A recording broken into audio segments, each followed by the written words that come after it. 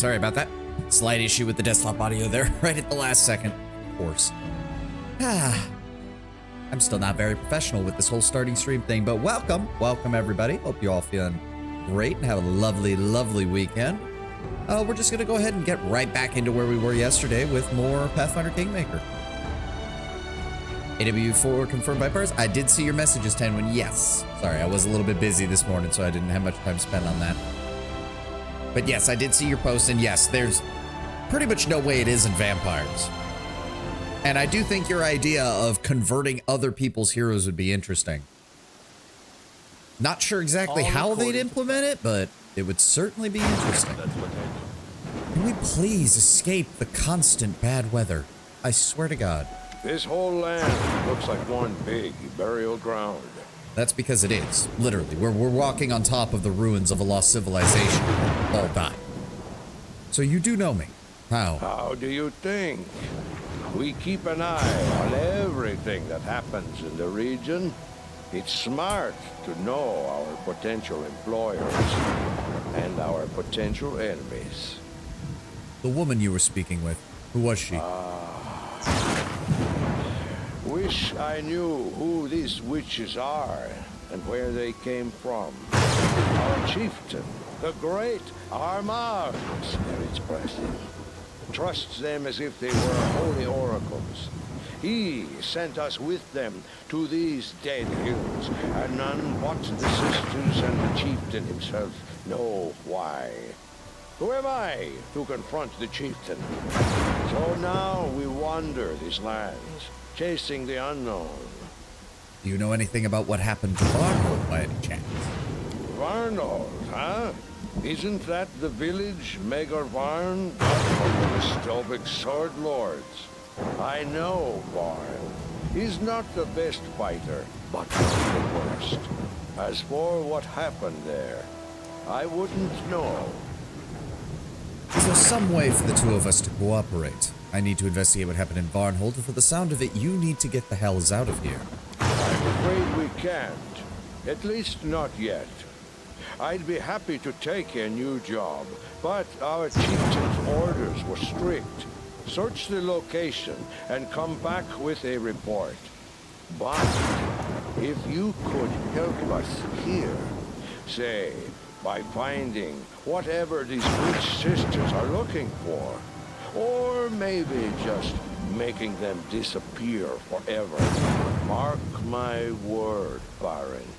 The Tiger Lords never forget. Bear, welcome. I must admit to Goth, I'm a little surprised how you managed to get an entire army out here. How did you manage to get past Brevoy, my own lands, and everybody else? None of your business, actually. But just to reassure you, we weren't sneaking into your lands without permission, I'll answer. It was magic. The sisters opened some strange tunnel, and we used it to get here from Numeria. Gorham witnessed my words. I'm no coward, but I'd rather march for a month through all the river kingdoms than use that tunnel again. It was strange, wrong, just like those witches themselves. And might I ask, what are you looking for? I wish I knew. The sisters are looking for something, but they won't tell anyone what it is. I guess it's some antique that used to belong to the Cyclopes. I mean, if it belonged to the Cyclops, it wasn't just an antique.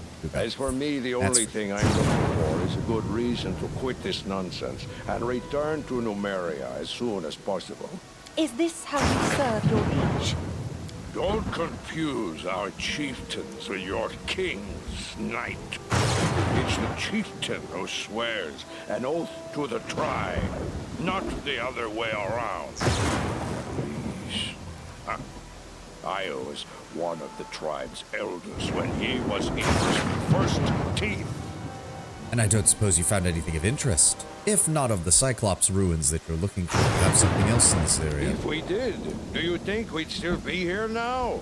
The only thing to be found in these hills is one's own death. A group of my men entered a cave that turned out to be a spring den. They barely survived the encounter. Also, we found the ruins of some old tower, ancient as the world itself, and useless as this expedition.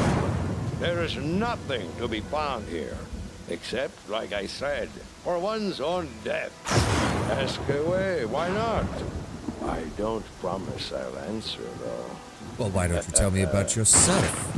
I'm Dugath, son of Gordil and Harith Three Fingers from the Tiger Lord's tribe. My entire life, I've served Gorum, first on the battlefield, sword in my hand, and later with prayer as well. I've fought in so either he's a cleric or a war priest. In Yoberia, Galt, Ustaland. My price is high, my hand is steady, and my sword is deadly. Finishing his speech, the man gives you a wide grin, showing off several missing teeth.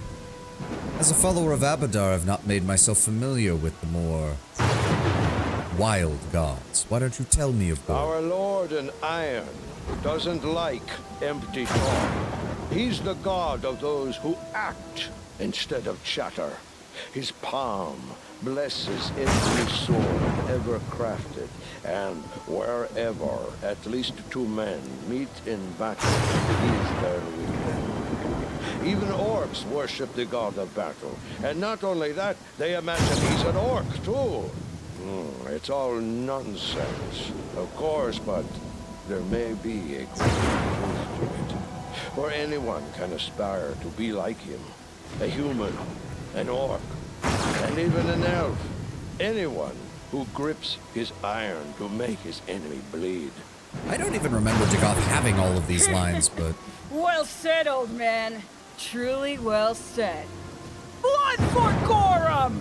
Amiri grins approvingly and raises a clenched fist. The Tiger Lords are among the oldest of the tribes, are they not? What can you tell me? There are many tribes in Omeria. Each does its best to survive. The Black Horses sell adamantine. The Blood Pikes rob caravans. And their white scars lick the boots of the Technic League. As for us, the Tiger Lords, we are mercenaries, and the best ones in this part of Avestan. Remember this, Baron. If you keep your throne long enough, we'll meet again, sooner or later, fighting side by side, or otherwise. Who knows? And why don't you tell me about your chieftain? Armag, was it? He's a strong fighter, brave one. He says he's Armag, an incarnation of a hero from the old times. Just don't ask if I believe it. Armag is smart. He knows how to do business. If he'd only pay less attention to what those witches whisper, he'd be a perfect chieftain.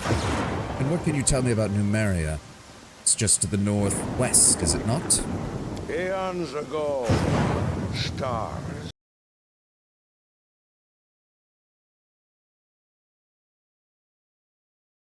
Rained down. Sorry about that. Pieces of metal. Had to deal with the bot. Both dead and living ones fell from the sky. Since then, metal monsters roam those lands, and the grounds hold a wealth of adamantine, among other valuable things.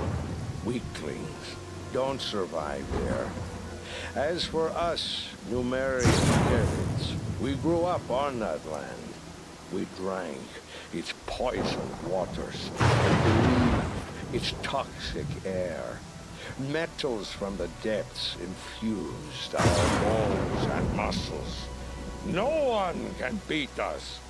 If there were anyone capable of bringing us down, it would be ourselves. And what about the Cyclopses in the area? I've heard only a little about their ancient civilization. Not that much. Long ago, these lands were part of their empire. They were a great people back then, used unbelievable magic, and possessed treasures beyond count. Ages passed, and their empire crumbled into dust. Cyclopes became wild and forgot all about what they once used to be. I mean, technically, it's not just that their empire crumbled. Lord Bradbury, correct me if I'm wrong, it was the Starfall or the Earthfall or whatever that finished off their empire and pretty much destroyed their ability to function as a civilization. Indeed, they remember much. If only they were more eager to share. You're welcome. Alright, I'll go. Need to check all of the loot around here and... You Oh, be all. Valerie, there you go. We also need to talk... Oh, look, another raven. The raven watches you attentively. Yeah, who would have fucking thought? You, our guest. The Baron, am I right? I'm sorry you witnessed that unpleasant scene. If I may ask, what is your name? A slim figure stands eerily still, wrapped in a cloak and hiding her hands in her face. You hadn't seen her moving before. You would easily mistake her for a statue. However, as you approach, she lowers her hands from her face and golden green eyes peer at you through the holes in the cloth covering her. You'll forgive me if I don't feel like giving you my name. The words that your fellow Kelids have spoken have given me reason to doubt who and what you are. Why don't you just focus on telling me what it is you need? So be it. Everyone has their secrets, Baron. Who are you? I am one of those who call themselves the Defaced Sisters. We've rejected our names and our faces in service to benevolent spirits. I'm sorry that I cannot reveal our true destiny to you yet. But believe me when I say our mission is extremely important. Not just for us, not just for the tribe, but for the entire world. So honorable. Do these benevolent spirits have names? Do not burden yourself with idle questions, Cleric. Know that all the truths you are seeking for will find you, but only when you are ready for them. So basically, she's a shaman. That is what I would get the spirit. Because the whole spirit thing is very much the shaman's shtick. What can you tell me of Numeria? Ah, I call corn, siege, nurgle, and slanet. Yeah, that would be our luck. And gives birth to metal instead of grass. These are lands of mysteries and nightmares. But they're destined to become the salvation of us all. For that is where great Armag lived, died, and rose again. And he will bring redemption for us all. Armag, yes, I've heard the name quite a few times now. Tell me about him. He's a man of great destiny. The gods themselves tried to lay him low, but he came back, defied death itself, as was foretold, for that was his fate. He's destined to save many, many lives, but at a terrible cost to himself. I would never wish a fate like that on you, Baron. I would never wish a fate like that on anyone. And what is it you're looking for here, sister? It is not yet time to answer this question. We are searching for ancient ruins. The remains of structures built by the previous holders of these strange lands. That is all I can tell you. Eventually the storm will end. I don't know when, but it will. I understand that you want to know more. Have no doubt. You will in time. Such wise, enlightened words. People who talk like this are usually trying to swindle you out of your purse. You speak often in riddles. Jubilost is right. It feels almost as if you're trying to manipulate me. Don't be wary of riddles. Those wise enough to solve them eventually learn much more than those who always seek straight answers. And what is it what you and Dugath were arguing about? My sisters. They each went out on their own quests and never returned. Not one of them. I can understand Dugath. He doesn't trust us. But by refusing to help my sisters and me, he puts himself, his people, countless innocent souls in grave danger. If only I could soften his impertinent heart. How is this possible? Doesn't this army know any kind of order or discipline? How do they manage to even fight in such chaos? By not relying on order or discipline, Valerie. That's one of the advantages of the Kelids, as well as their disadvantages. Don't look at the sisters as belonging to the same line of succession or chain of command. It seems more likely that they've been attached to this organization as a separate force. Something that Durath is not exactly the happiest about it happening. And where might your sisters be? I can provide you some direction. One of my sisters went to the sepulchre of forgotten heroes. Another went looking for the Forsaken Mound. And the third was going to visit the ruins of the City of the Hollow Eyes. I won't lie, these places are all very dangerous. But searching for lost truth always involves danger. The Cyclopes entombed here used to perform unbelievable feats in the name of their liege. He decided to immortalize their name and deeds, but nothing is immortal. The glyphs on the crumbling stone have worn away, and now there's no way to learn who is entombed here and what wonders they accomplished in life. The Forsaken Mound is an ancient tomb with a vile reputation. By day, the mound seems grim but peaceful, as any resting ground should. However, according to travelers careless enough to camp nearby for a night, footsteps and moans can be heard from the ruins after darkness falls, and local legends tell of restless souls wandering the halls of the mound, forsaken by their ancient gods. The Dunsward region is known for its ancient ruins. Thousands of years ago, these lands were ruled by mighty overlords who left numerous mementos behind. One such memento is the City of Hollow Eyes, a huge burial complex serving as a resting place for heroes long gone. The colossal building sits amidst the expansive plains of the Dunsward. Unfortunately, time has not been kind to this amazing structure. While the main entrance is yet intact, several parts of the building have caved in. What can I expect for giving you my aid? The most valuable treasure of all, truth.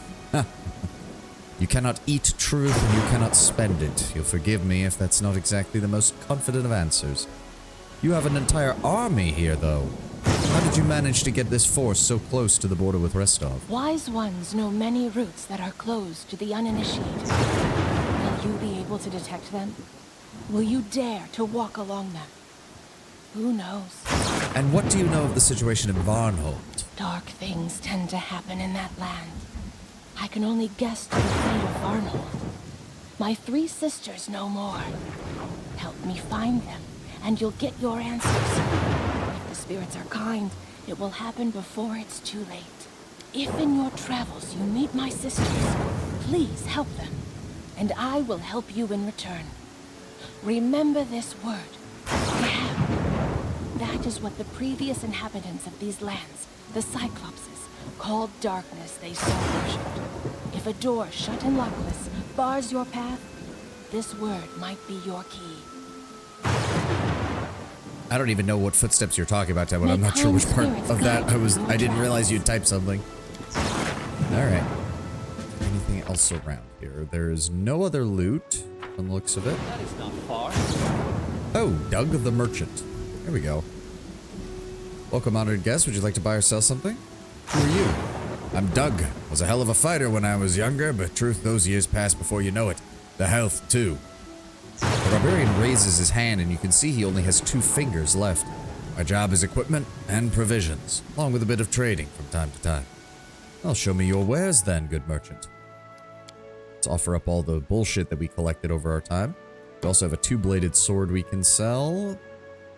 Don't want to sell the locket of natural armor just yet. Don't sell any of that. We can go ahead and sell these, though.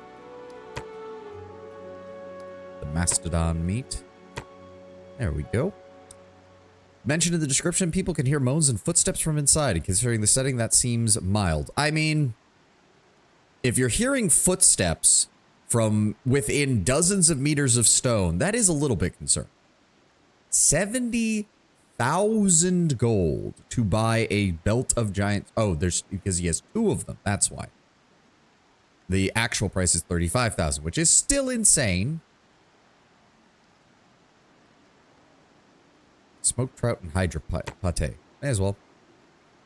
But no, it doesn't appear that he has anything else I'd be interested in. Bastard sword, Furious Bradish. What is that? Furious is the one that gives it additional, yes, when under a rage effect. Adamantine breastplate, studded leather, belt of giant strength. Yep, that's it. Alright. No, we'll just make some money off of this. I'm fine with that. I don't think there's much else we need. Copy recipe, copy recipe, copy recipe. As it should be. Still allowed us to unload some of our... Oh god, I hate the rain. Knobber, do you want to talk to us by any chance? Nope, hunting sparse, we're running low on meat. And there is a dude... Oh, he had another ancient scrap of leather. Doesn't look like there's anything else. Let's get out of this fucking rain, please.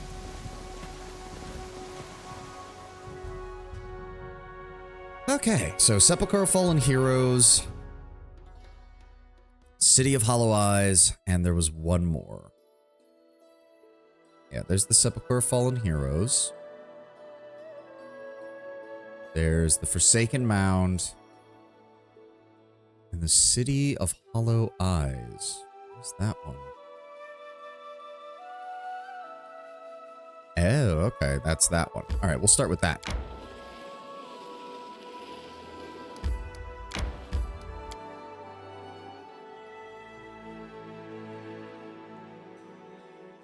The City of Hollow Eyes, which admittedly is a very intimidating name. Can't deny that. Is it seriously still raining? I fucking hate you, game. All according to plan. What's up, guys? Stay on guard. They could attack at any time. What's going on? What's going on, guys? Follow my... Blood for Oh. Gorum! Okay, zombie Cyclopses. That's what we're dealing with here. All right. Get in there.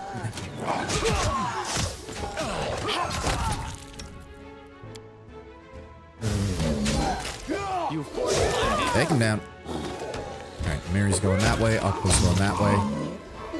Oh, God, there's a lot of them.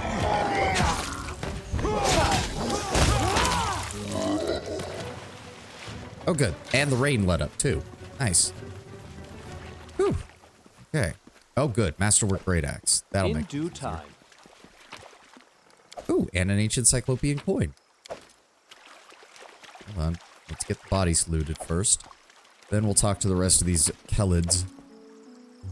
Oh, one of their guys must have gotten hit. Great work, Master Sword. Yep.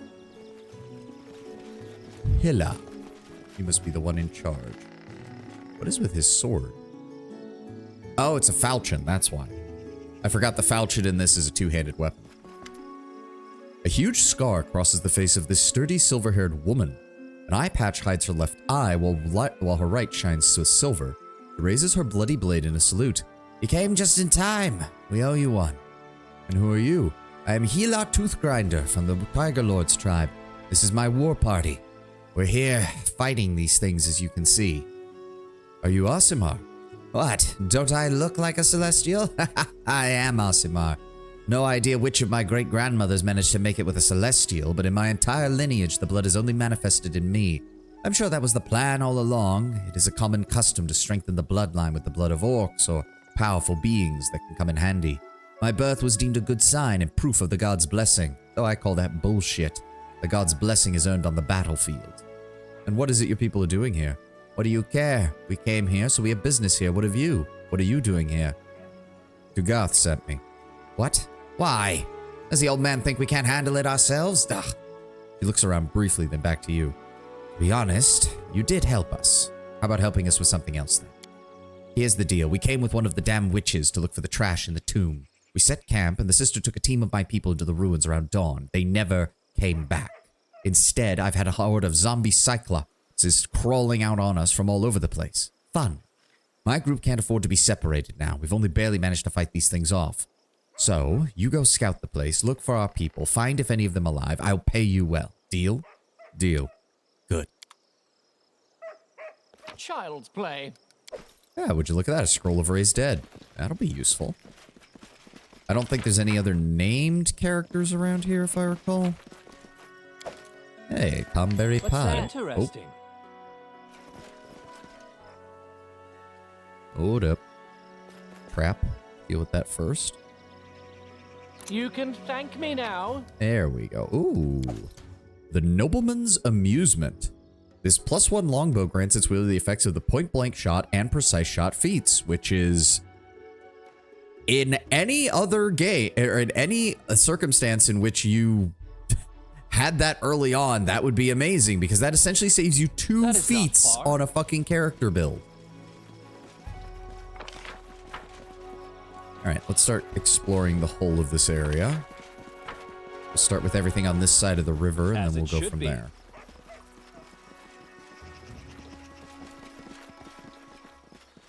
Alright, clear over here. What do we got? More barbarian. Oh, you tried to hide that from me. You tried to hide that from me. Masterwork Earthbreaker, Masterwork Great Axe, and 456 gold. All according to plan.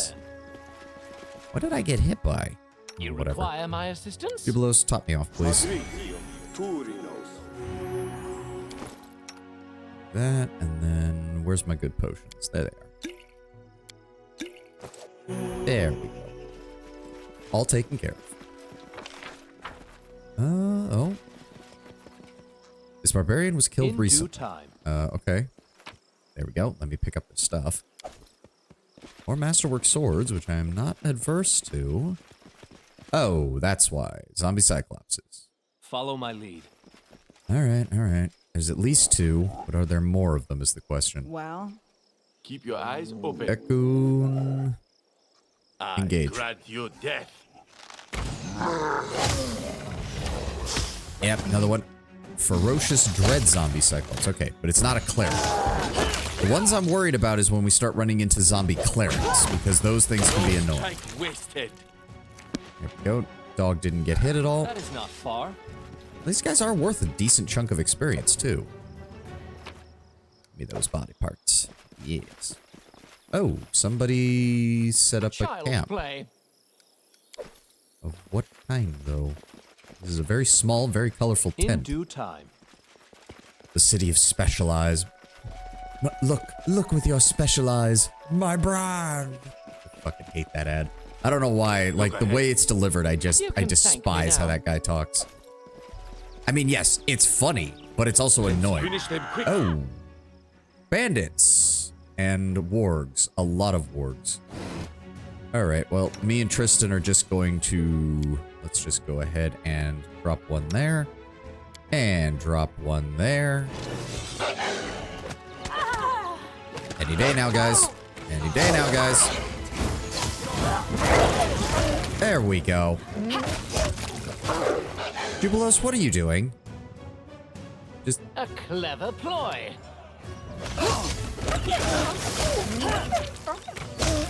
There we go.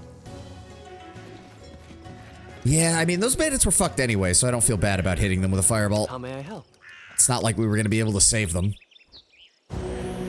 Not that we would have anyways. Alright, skin all the wargs. God. One bandit with masterwork equipment. They All thought they could take according on to that plan. many fucking wargs. Okay, so the river doesn't actually cut through the whole area. Oh. This animal was killed in a single devastating blow. Well, that means more Cyclopses. As it should be.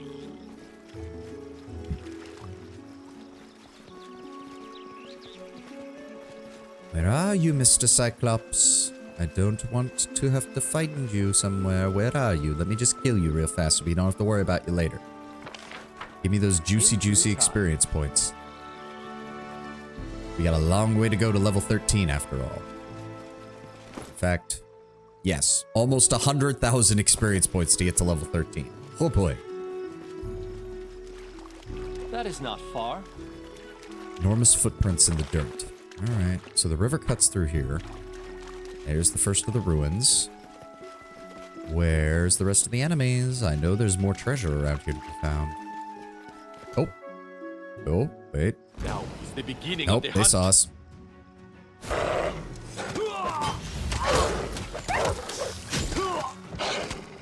Pretty sure these bandits are fucked, but we can... I mean, we're gonna kill them anyways, but... tear them apart! I find it hilarious that they actually held on that long. There we go. Ooh. Ring of Protection. That'll sell nicely. Composite longbow, masterwork daggers. Alright, skin the rest of the wargs. Skin the wargs. Thank you.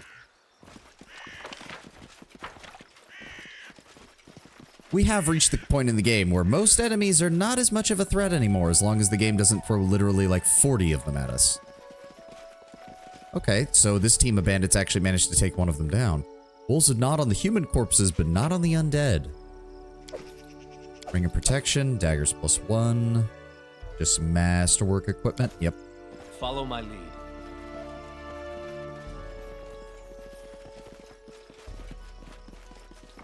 Okay, so the ruins are over here. We've got... I mean, I'm just gonna go ahead and... I am prepared. If you haven't noticed me, I see no reason not to do this. Dual fireball. Running won't help you!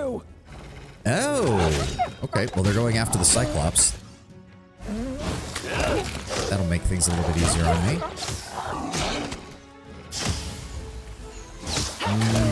Actually, should we focus on dealing with the Cyclops? Oh, no, never mind. I was like, maybe if the Cyclops is actually holding its own against that, we should deal with them. But nope, it was already weakened and Okpo finished it off. What do we got left? Is that a Great Axe +1? Nice. And skin all the wargs. What are the warg pelts worth anyway? 30 gold apiece? All according to plan. We're going to be killing an entire pack of them. Guys? Quiet. I'm thinking. Why did you not? Okay, that was weird. I don't know why Ekun and Jubilos were just standing there doing nothing. Child's play. Masterwork equipment, nice. We are getting to that point in the game where masterwork equipment becomes even more common, which will help us with our money situation. I've discovered something. Yep. Pick that up. Child's play. What is that? Rage Claw, a furious adamantine longsword. Adamantine is so costly that weapons made from it are always of masterwork quality. Right, I don't think adamantine actually does anything. As it should be. It doesn't do anything for magic equipment, if I'm correct. Ah, the fancy grass.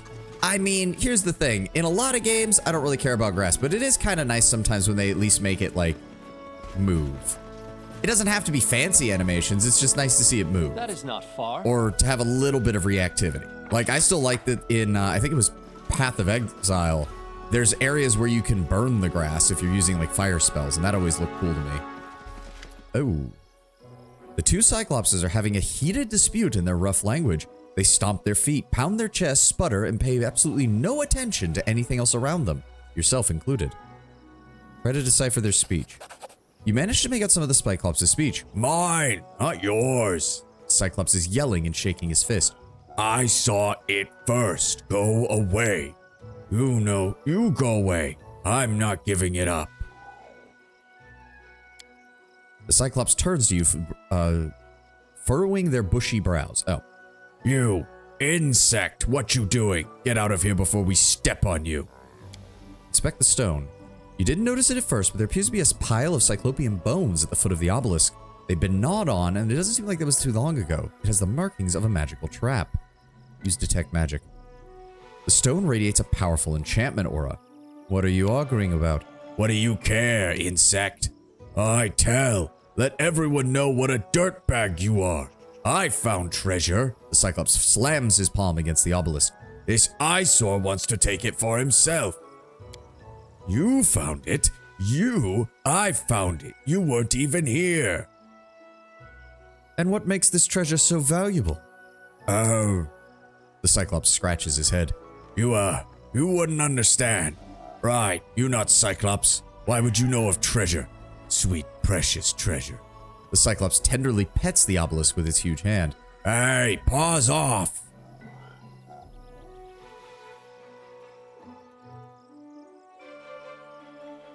Treasure, you say? If you value your lives, you'll hand it over. Forget that! Crush him! Yeah, no, not gonna let that happen, Valerie. Go ahead and give me mirror image real fast. There we go. All right, everybody focus. Try to make this swift. Jubilos, give me 4 bombs. I want to see if we can knock them over. Okpo, stop that.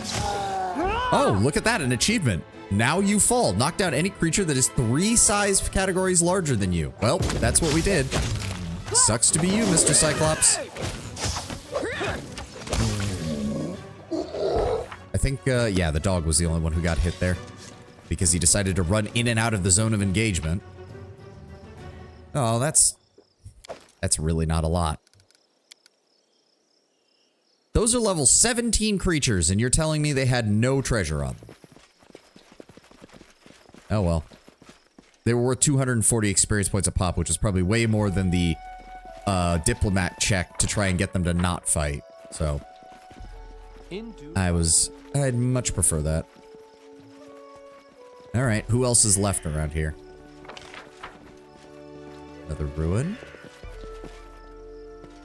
The ancient stone is crumbling and covered in moss. Too many blows to drop this enormous beast of an...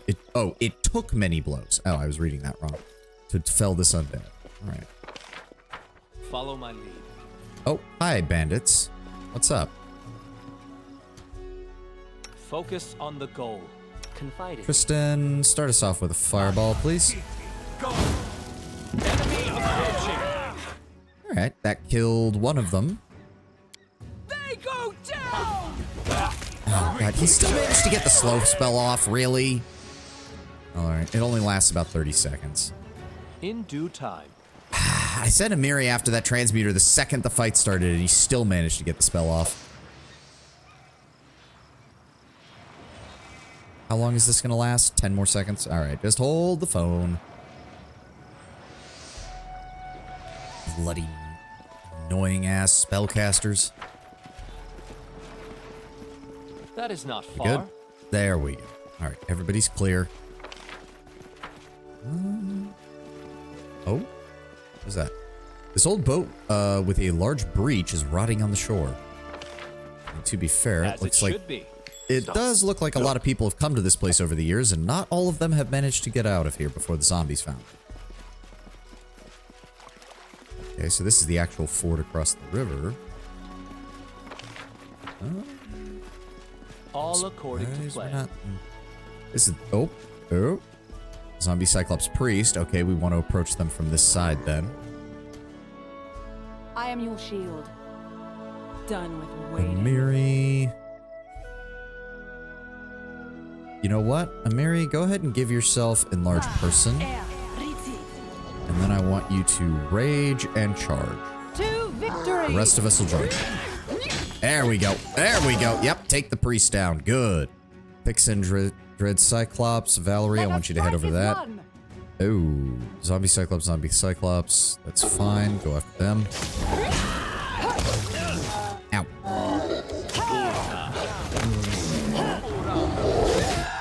This should do it. There we go. Actually, we're doing pretty good. There we go. Yeah, Amiri having that item that lets her cast that on herself is going to save me quite a few spell castings. Even if it does only last a minute, it's still solid. Alright, what did we have here? We've got Ring of Protection, Cloak of Resistance, and then Great Axe +1 and a bunch of Masterwork Great Axes. Good. Oh. Headband of Vast Intellect +4 and a Fallen Warrior Sheath. Good. Very good. In due time. Look ahead. Oh, wait, what? Okay, perception check. Thank you for that, Ekun. Hey, another Amulet of Natural Armor. Is anybody missing an Amulet of Natural Armor by any chance? No. We'll upgrade yours with something. And no, and I'm pretty sure most of our party members back home also don't need it. Barely legible letters are carved into the stone. Alright. Another ancient cyclopean Follow my lead.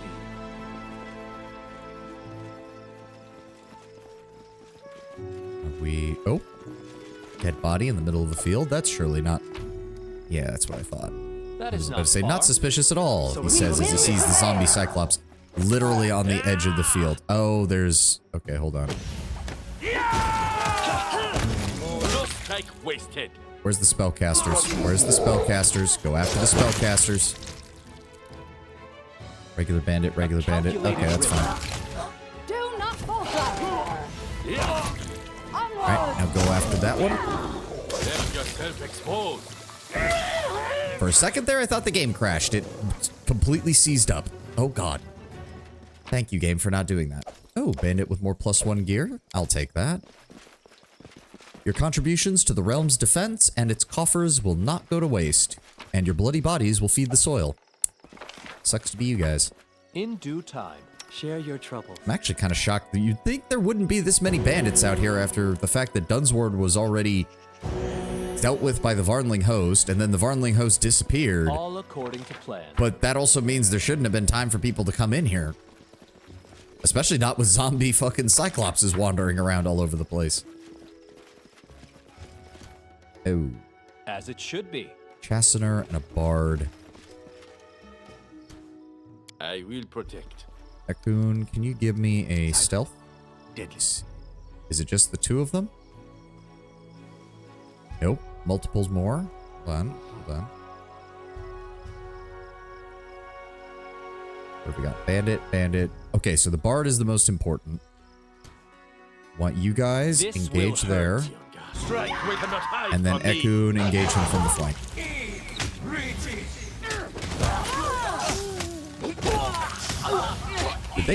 He did manage to get slow off. God damn it. There we go. Problem dealt with. What have they got on them? Oh, more more +1 weapons, some +1 armor, more rings of protection. Ugh.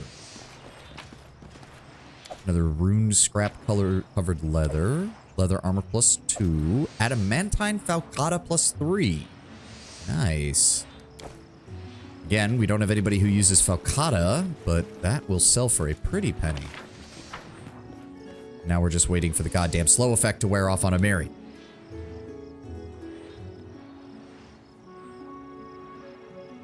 How much experience were those guys worth anyways? 45, 45, 90. Okay, okay. It's about normal for bandits. Why are we still moving slow? Come on, guys. In due time. Alright, and that is the last of the fog of war over there. Good. Alright, what's left? Should just be this giant ruin. That is not far. Did any of the bandits manage to get inside, or were they just constantly getting harassed by the Cyclopes? Actually, it's kind of surprising that there were any bandits around anyways. If the barbarian camp of all people was getting attacked, you would think that the bandits would have stood a chance. We will be victorious. Alright, deal with the dread zombie. And immediately miss. Primitives. Nope. God, who got the 96? Amiri got the 96 damage. Hot damn. Ow. Ow! Okay, well, Amiri just got one-shotted because she was the only one on the front. Jesus Christ. Yeah, she lost like 140 of her health. Fucking hell. All according to plan. One shouldn't brag about a big sword if they can't carry one.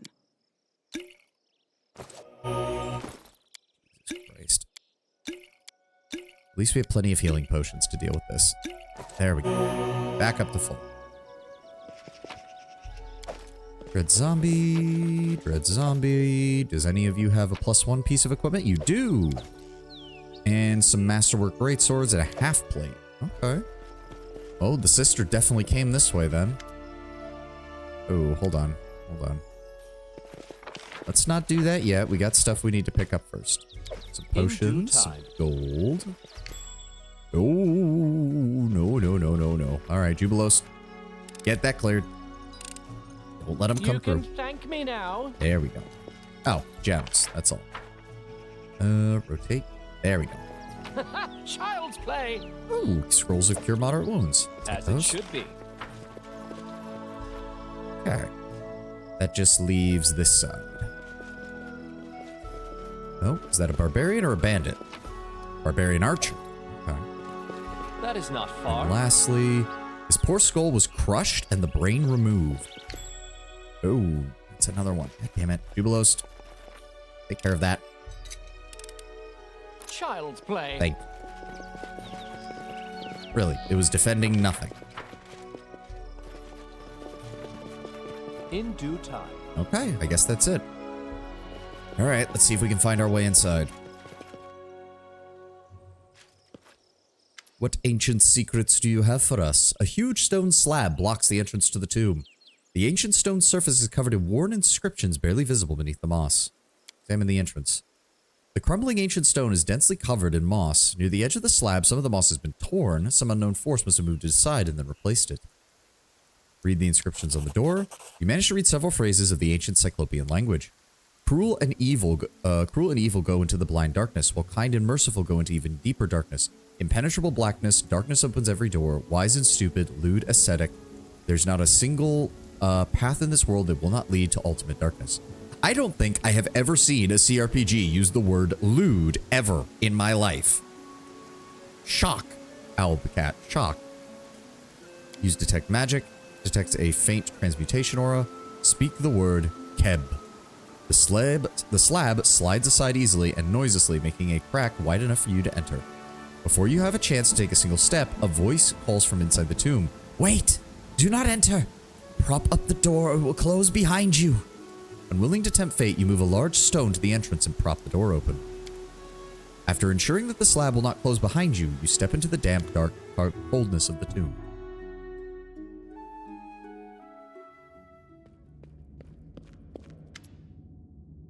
The only breathing creature in this ancient tomb is a miniature woman wrapped in a gray cloak. She looks like a ghost herself. Who are you? Are you one of the defaced sisters? I'm one of the defaced sisters, a humble servant of benevolent spirits.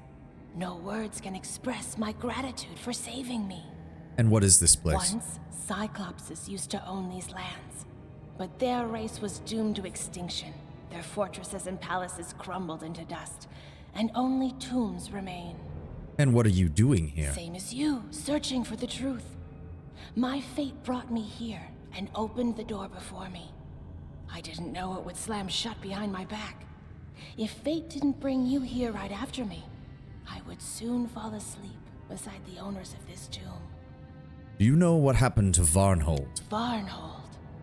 I don't know much about the place, but ice-cold winds of ill fate blow over it. If my sisters are still alive, we can tell you more together.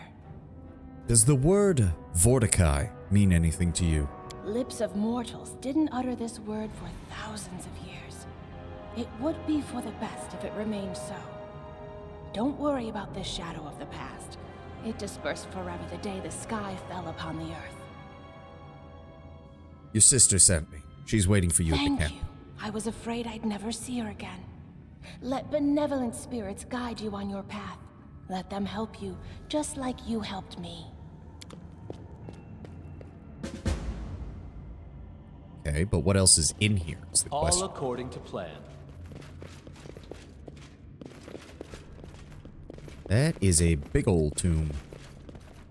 Stone faces gaze at you from the walls. Follow my lead. Wait a second, hold on. What did that say? If we couldn't find the relic in the City of Hollow Eyes, for God's sake, who came up with these creepy names? Well, probably archaeologists who had nothing better to do. Like that. Alright, Jubilost. You can thank me now. Thank you. I shall end The container this is full of sealed clay jars, each decorated with pictures of, what did that say? Internal organs. Alright, let the dog engage first. There we go. Anybody? There we go. He hit the dog again. God damn it. Raccoon, heal Okbo a bit. There we go, that's better. Maybe I should be focusing on getting Okbo's AC up, because he tends to end up in combat before Valerie does. Oh. Nice. Scrolls of Fireball. What else have we got? Other scrolls, more Cyclopean tomes. Doesn't look like there's anything else in here. The door cannot be opened. It's fake. Just a carving on the wall. Huh. Oh, so the whole point was to make a... This is basically a giant trap. This was basically a giant trap. People would come in, the door would seal behind them, and then either they would disturb something in the tomb and the Cyclops would wake up and kill them, or they would just starve to death. I was right when I saw you the first time. You're a thief, same as every one of your kin. You think you've done a right thing, saved a life, but all that you did was help a thief take what wasn't hers in the first place. You're no better than that filthy creature. And why are you following me? What do you want? I have watched you, your behavior, your deeds. Don't flatter yourself thinking your actions are impressive. You're an oddity, a curiosity, a mark. Nothing more. I am not going to answer the allegations of a crow. Be gone. Pride in a pathetic creature like you. You wear it poorly. And your attempts to give me orders? I think not. Then I am leaving. Run. Run for cover. Cower in your shelters like vermin. You won't escape the truth. Wherever you hide, it is always with you. I tire of your insults, whatever you are. Be gone from my sight, and pray that the day does not come too quickly that I find who exactly you are and hunt you down. All according to plan.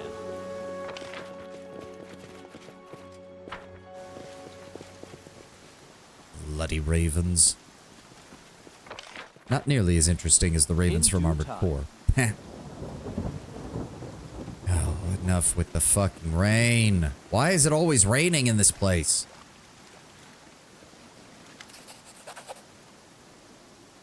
There you are. Good job. Shame we lost the rest of the group, but at least the witch is intact. For your trouble. We should leave. Visit our main camp sometime. We'll share a drink. Alright, 1,200 gold just for finding the witch. Works for me. And an additional 225 experience. Alright. Follow my lead. We've got 2 more of these ladies to find.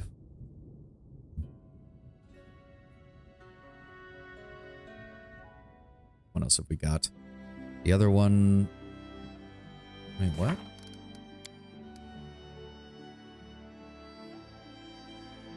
Wait. Another sister went to the Sepulchre of Forgotten Heroes, but now it's saying that there's not one there. I mean, we already cleared out the Sepulchre of Forgotten Heroes, so wait a second. How... Wait. Don't tell me I sequence broke the quest because I went here before I was supposed to.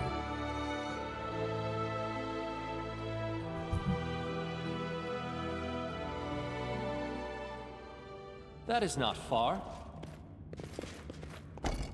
Oh. Speak the word Keb. Oh, okay. Was I wrong? Okay, so I haven't been here. I completely misremembered that then. In due time. Child's play. Vorticai is our master. We are his humble servants. Okay. So Vorticai is the problem. Oh. Brag. Barbarian sits leaning against the wall surrounded by dead bodies. He seems to be barely alive. His entire face is a bloody wound, tattered scraps of skin dangling from it. As he hears your footsteps, he blindly turns towards the sound and raises his sword with immense effort. Friend or foe? The Garth sent us. Garth? Of course, the old man would never leave us behind. But it's too late. The only one left to save is me. You may as well not bother. I'll be joining the rest of the dead soon enough. You have information I need. Tristan, bring me a healing potion. Don't bother. He needs a blind cripple. Has to finish me. At least I'll die like a fighter, sword in hand. You misunderstand. This isn't for your benefit. You will give me the information I want. It's not your time yet. Tristan, heal him. The barbarian's wounds close and his bleeding stop, but he remains blind. It will take much more powerful magic to restore his eyesight. He exhales with relief. Thank you. I'm not sure how I'll keep living on, but I'll figure something out. Now speak. Who are you? I am Brag, son of Verig and Dil, of the Tiger Lords. We came from Numeria. You met my people, tell them how and where I nearly died. What happened here? That cursed witch. Blabbered on and on about some exalted mission. Promised us Cyclopean treasures. Look what we got. Soon as we entered, we were swarmed by the things. Then there was a flash of light and everyone went insane. It was like a red-hot nail was being driven into my head. An irresistible urge to kill, didn't matter who. I resisted it, barely, but most of the others weren't so lucky. It was a slaughter, a nightmare where it was impossible to tell friend from foe. We tried to retreat, but they followed. One grabbed my head and squeezed, nearly cracked it like a walnut. My eyes, the last thing I saw were his fingers. If Vara hadn't chopped off his hand and dragged me out of there, I'd be dead. She slammed the door right on their noses. Oh, Vara, I haven't heard from her in a while. Probably dead now too. Nice treasure hunting trip we had, huh? So many good warriors left to meet Gorham before their time thanks to a witch. When I get my hands on her... See, Samiri, we need to figure out what happened. Gorham bless you. All according to plan. The broken body of a barbarian woman lies near the floor panel that opens the door. She died recently, most likely from massive blood loss. This must be Vara. Yeah. No, see, like, the game is giving me options like, oh, healing him is a good option. It's like, not if I just want him for information.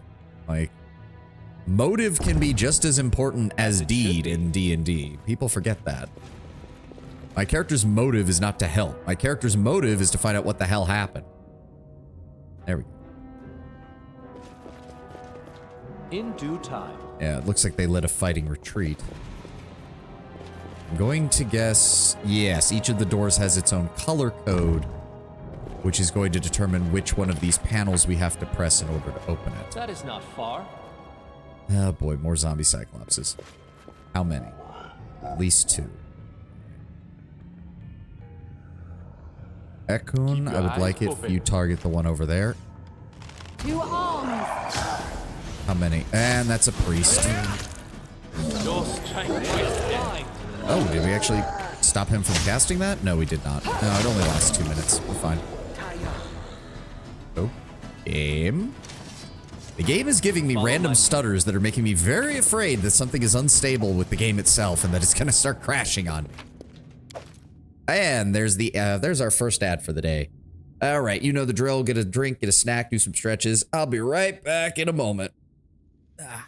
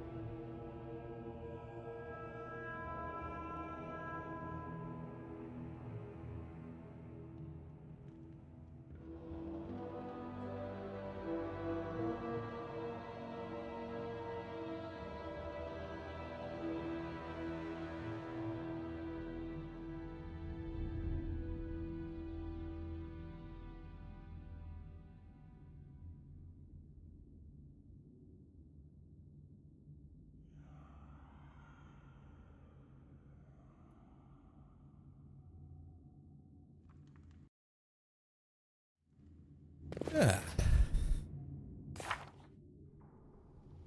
Still a bit... I don't know why he's even a couple levels behind, because I could have sworn Boon Companion is supposed to... Hold on. Yeah, I know he has those.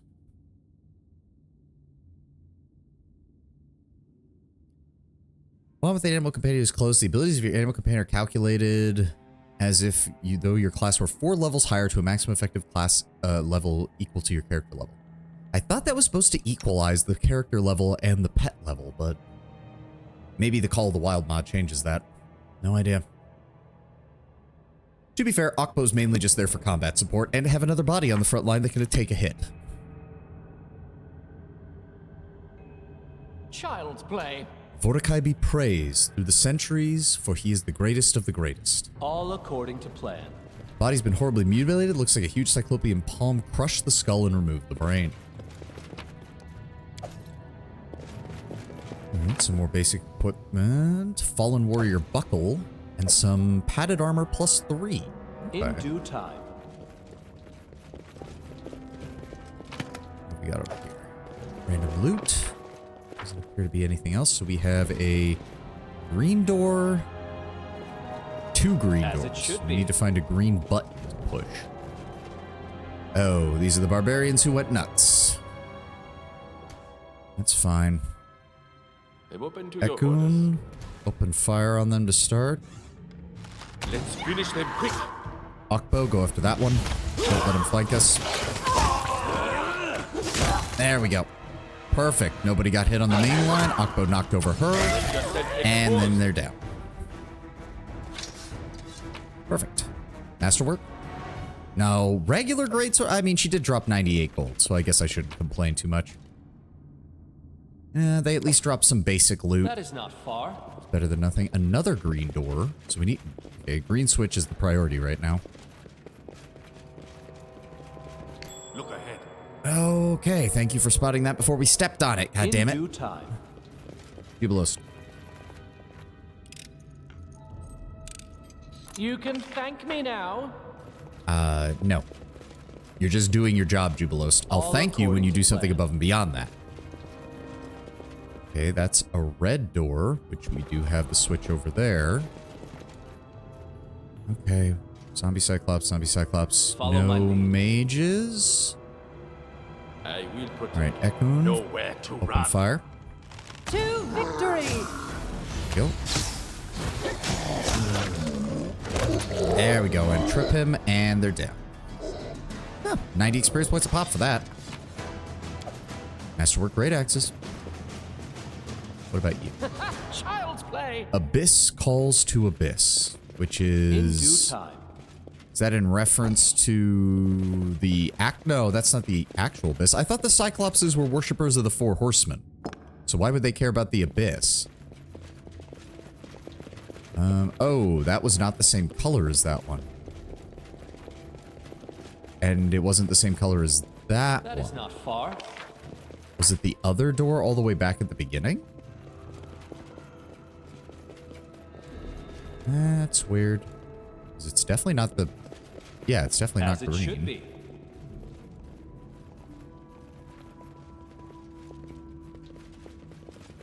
Oh. Okay.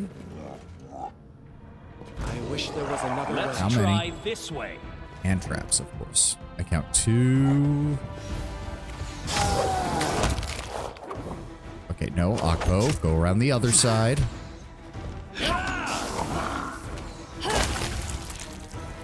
Okay, reorganize, because I don't know if there's more. Yeah, that's what I was afraid of. Okay, hold on. Son of a bitch. Jubilos, clear that. Meleeers, stay back. Ekun, engage from range. True. Child's play. There we go. Bring it. Perfect. Oh, 135 experience for the trap, too. Very good. You can thank me now. All right, clear them out. Strip the bodies. You know the drill, people. Yeah, more cloaks of resistance and rings of protection. Those are worth a nice amount. Okay, so All we... according to plan. Stop. Look. I'm positive I found So I something. think the yellow and green trigger are opposites of one another, which means we have to find a way to get around them, I think? Child's play. Hold on. In due time. Yeah, okay, so they're alternates. Yeah, because when I press that... Oh, okay, it changes. That's why. So yeah, this is saying that the yellow's activated. Now it's saying that the greens are activated. Follow my lead. So we need to find a way around so that we can loot the area behind their... we need to find a second passageway around. Bill. And a hidden door. That is not far. Cyclopean storeroom. Composite shortbow +2. Wand of freedom of movement. That's a good one. And the robe of fire. That... Right here, my friend. So Tristan is the one who currently has mostly fire spells. Let's go ahead and throw that on him. Let's improve his AC In or due his time. DC for his checks. Especially on the burning arc, because that is how one of his better ways of dealing multi-target damage. See that? That and fireball, of course. Jubilos, my friend. You can thank All me now. according to plan. I will thank you when we actually encounter something that is worth thanking you for. These are the basic fucking traps, Jubilos. If you fuck up these, well, you're the only one who's going to be taking damage from it, so. Now is the beginning of the hunt. How many we got? 1 barbarian, 2 barbarian, 3 barbarian, 4. Yep, split up. Go after that one off both.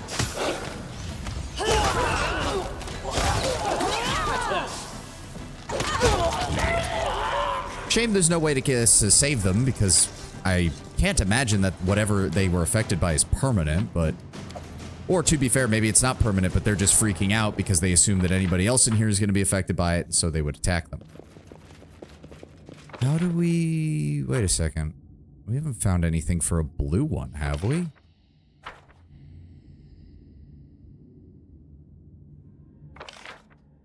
That's weird. That's orange. That's blue, but I haven't seen... That's also a blue. Did I miss something? In due time. Is there anything... Hold on. Turn the camera. Turn the camera. Oh. Okay, so not every area of this game was designed to have the camera turn around, because it's very obvious that this wall is not finished.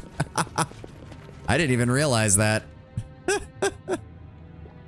Because for the most part, Owlcat did a really good job of being like, well, even though the camera's isometric and unmovable, we're going to make the game look really nice and have everything look like it's fully complete. But I guess not everything was fully complete. To be fair, they didn't design the whole rotating camera thing until the second game, but still. I feel like this should also have maybe a hidden door leading into it or something. Yeah, see what I mean? Like, you never see this side of this area, but it still has workable wall textures. Don't know why the others don't. Okay, but seriously, we need to... So then where the hell is the other switch? The only other way to do this would be to... If we send everybody through here... And then Okbo, I'm gonna have you push the button for us. We're gonna have the rest of the team move on their own. Let's go see what we can find. This requires your attention. Child's play. Okay. That is not far. More barbarians. God damn, how big of a group did he bring? Valerie, go ahead and throw on a mirror image. Actually, I'm gonna throw on Bone Fists and mirror image. There we go. Don't hesitate. Strike when certain. How many? That's not too bad. Splat, splat, splat. And deal with the archer. Good. In due time. And there's the blue door. Okay. So that will make things easier. Is this one that opens on its own, or does it change? No, it does not change color, so that means we don't have to worry about it having closed other doors, I don't think. All according to plan. Child's play. Vorticai ordered us to die, we died. If Vorticai ordered us to rise, we will rise. Okay, so yeah, he basically buried an entire legion of Cyclopean soldiers over here. No, can't get through that door either. We'll have to figure something out there. What else is... No, just ancient Cyclopean coin. In due time. Some abandoned armor. Hey, token of the Dryad. Oh, victory is certain. And ghosts. Please tell me they don't have damage to fucking... Please tell me they don't deal level damage. Okbo, where are you? No, Okbo, you can't even get to where we are. Like that. Oh, no, wait, you can, because the... Oh, right, the blue door is down, so we can... Okay, go after him. Do it. Amiri. Go. Oh, God, they inflict level damage, too. You're fucking kidding me. God, I fucking hate this.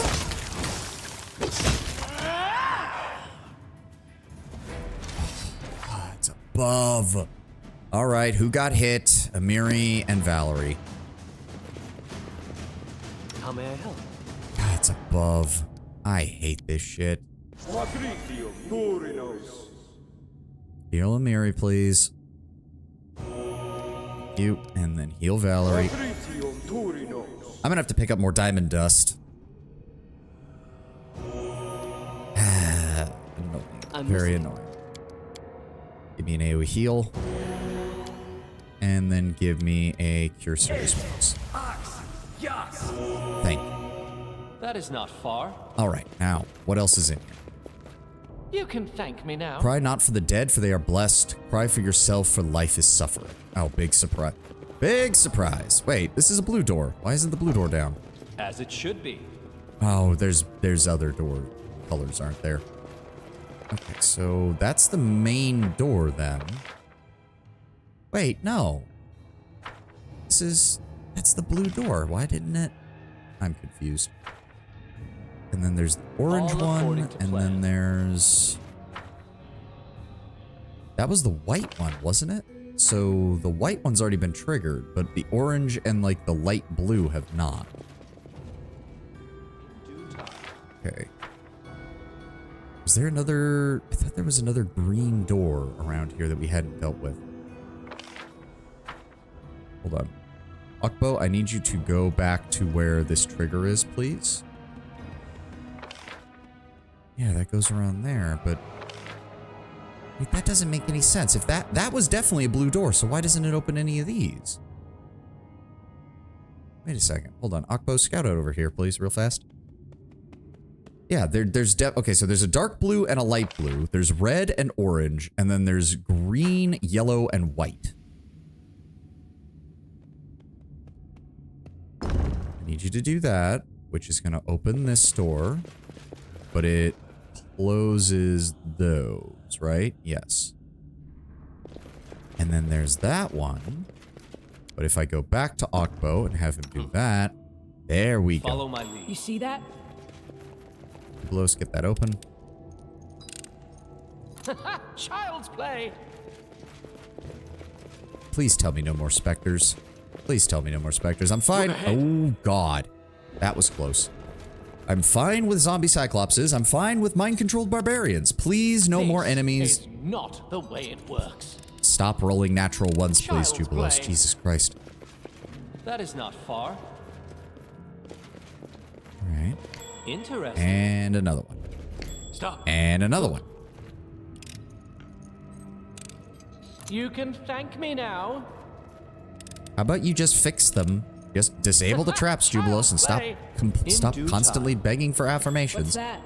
Because if you fuck up, we're all gonna pay the price.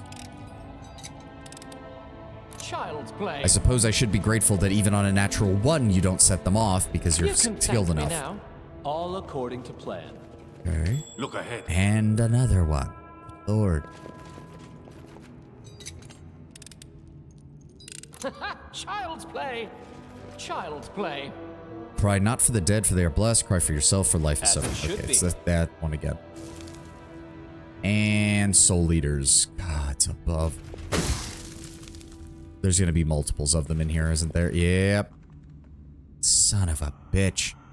Okay, we're gonna actually switch to turn-based mode because these things are annoying enough to warrant it. Something bothering you? Tristan, go ahead and give me protection from evil.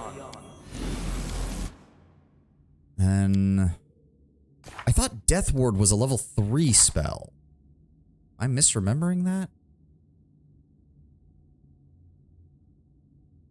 Huh. It should have been either a level 3 or a level 2 spell. I could have sworn. Am I wrong? Protection from evil, forceful strike. Nope, Death Ward is a level 4 spell, so we need to get higher up. Also, I didn't realize that we hadn't memorized additional spells, so... That's my bad.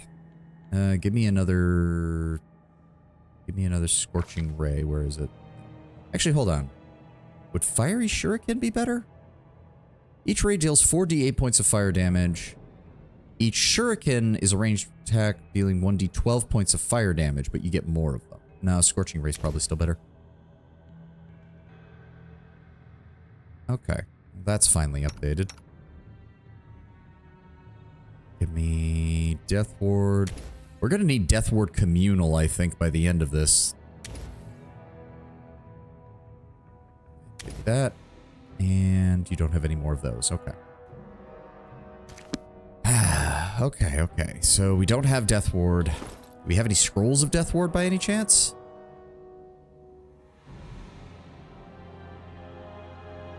Find Favor. No, it would be... No, Curse of Feeble Body, Dazzling Blade. No, we do not have any Death Ward scrolls. Fuck. Alright, what can we do to make this slightly Time's less not waiting. painful? So, any brilliant ideas? Jubilost, I'm gonna have you preemptively cast haste on the party. Be on guard. And then Ekun, you're going to start us off with an attack on the Soul Eater. Let's finish them quick. There we go. Okay, this. Please tell me you can deal enough damage to kill him. And one more. There we go. Okay, Tristan, give me magic missile on the other one. Good. Ukbo, you can't do anything. You are literally on the other side of the map. Jubilost, give me a 5-foot step. Is that getting you close enough? No. All right, you can't do anything. Amiri, move forward. Give me some scouting. I have a feeling that there are more of them. Same thing with you. All right, Valerie, over here. Block their path. Yep, it's gonna go. Come on, mirror image. Okay, a miss is also good. Tristan, give me another... Is that thing dead? Yeah, it's dead. All right. More magic missiles. Ekun, open fire. Nowhere to run. Oh, thank God. We actually killed it. But the combat's not over, which means there's more. Armor class of 19. Wait. Base attack bonus of plus 23. Okay, so we're actually doing quite well. Yeah, they only have dexterity bonus and natural armor, so they're not actually that bad as far... Okay, no. There's no point in Ukbo going. He doesn't have... Alright. Jubilost. Do we see any other targets? Where is he? There he is. Okay, he had to use his whole turn to get over here. That's fine. A calculated risk. Slice him. Valerie. Stay behind me. Okay, you didn't manage to hit him. Tristan. Give me Burning Arc. Good. 50 damage. Nice. 9d8. And yeah, their reflex saving throw failed because his DC is high enough. Ekun should be able to finish this guy off. Okay, and nobody took any negative levels. Thank God. In due time. Ooh, another scrap of the leather. Okay, this is the light blue one. Yeah. But we still have not found the orange. That is not far. Or the white. Good lord. Wait. No, wait. I thought the white one was all the way back at the entrance. Hold on. Ukbo, I need you to run back out here for real fast. Yeah, no, I thought the white one was the entrance one. I thought we already did that. Your eyes open. Alright, whatever. We can't do anything else here. Fall back. So we can't go that way. It doesn't lead anywhere. Right? Ukbo. No. You don't need to be going anywhere. Open to your orders. Click that. Follow my lead. Oh, wow. Haste is still going. It lasts for a... Oh, right. He has My skills are getting rusty. He has the amulet that makes it last really long. I forgot about that entirely. All according to plan. Yeah, that one's not open, and we can't click that one. Where's the orange one, then? I don't like mazes like this. But at least it seems relatively straightforward. Okay. So, I think... Let's regroup the party. Activate that one. We go back through here. And... What the fuck? I thought we clicked the... We clicked the plate. Did I not click the plate? Did I do all of that and not click the plate? Oh my god. Whoa. And we just ran into the middle of a room that is covered in enemies. How the fuck did that happen? I don't even know. When did we open this door? I don't even know when we opened this door. Regardless. Shit. I grant your death. Oh, great. Negative energy. Just hit everybody.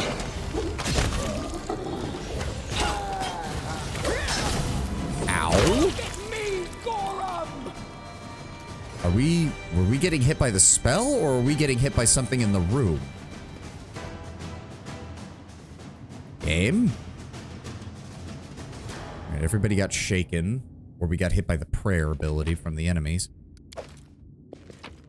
The Cyclops priest. Okay, I think it's not a trap? I can't tell. In due time.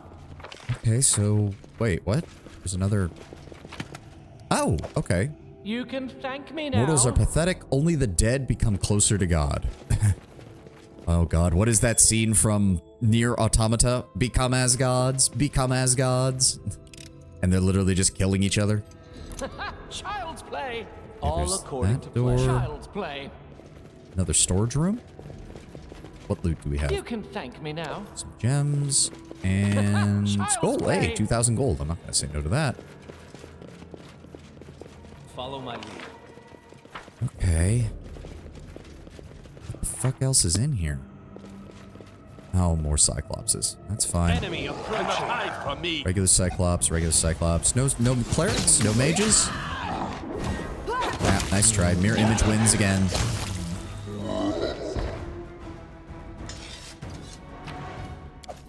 Okay. Oh, is that the orange one? I think that's the orange one. Yeah, gather the edible moss, please. Okay, but that doesn't open the white door. In due God time. damn it.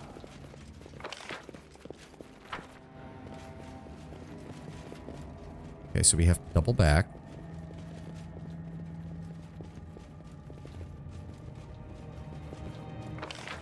Right, okay, so that was connected to this. Okay, That is okay. not far. And we... Okay, we have yellow closed, so we have to go this way. And the light blue is still closed. As it and should be. What the shit? We clicked on the orange. Are these doors just not meant to open? Am I just crazy? I'm very confused now.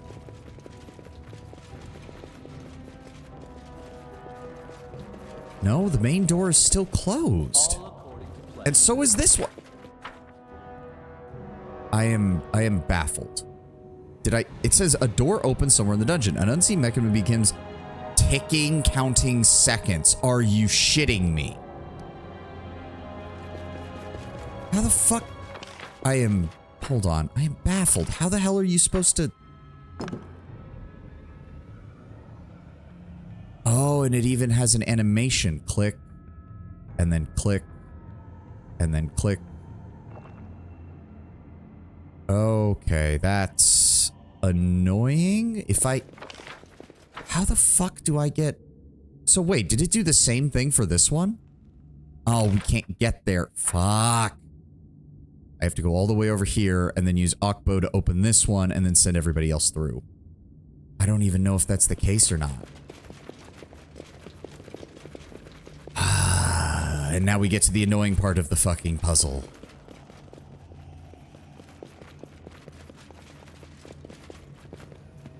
Okay.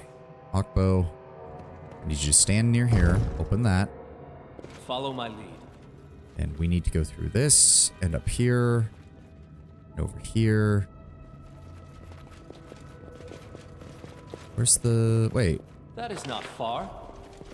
Oh my god. No, we can't get in there. Oh, good lord.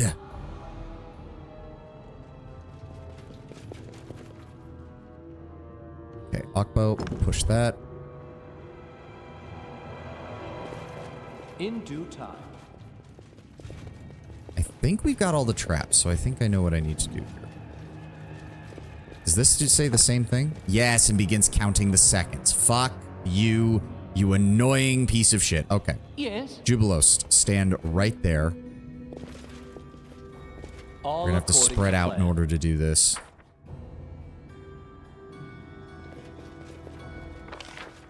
Okay, and then, so if that's the orange one... Hold on, we need to go back here.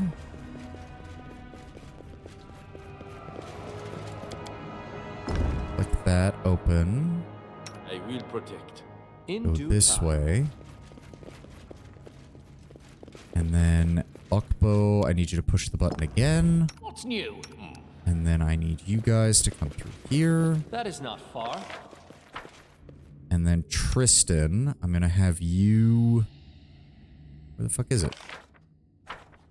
There we go. You're gonna stand over here next to the orange one. I am yours to command. And the rest of us are going to... Where's one of the doors we can't get through? Not that one. There we go. But that just leads into that room. So then what about... Does this even open? Is this just a false door? Hold on. Who's standing next to the orange one? Is that Tristan? Share your troubles. Quiet. I'm thinking. Right here. Depend on me. Aha! All according to plan. And there's... Oh boy, there's a bunch of undead in here. There's a bunch of undead in here. Fuck. Alright, alright. You should be able to handle this. We've got all of our best fighters here. We don't have Jubilos, but we have Akun, so we've got good range support. Valerie, go ahead and use another mirror image on yourself. I'm gonna do the same. Okpo, you better not be moving, buddy. You are moving. Why are you moving? Well, I guess if he can get to us, then that means it's fine. Oh. God damn it. Tristan, please reactivate that. Your eyes open. And then Okpo, come through the door. Thank you. Alright, good. In due time. Oh, that's a lot of them. That's a lot of them. I am prepared. Alright, we're gonna start us off with a fireball. There we go. Better ones. Ekun, we've got a hopeless cleric zombie. Okay, you focus on them. Okbo, go after the sorcerer. Valerie, go after the fighter. Tristan, you're just gonna stay right there. I don't want the AI doing anything stupid. Jubilos, you stay right there. Amiri, I need you to rage. And honestly, I want you to charge the cleric as well.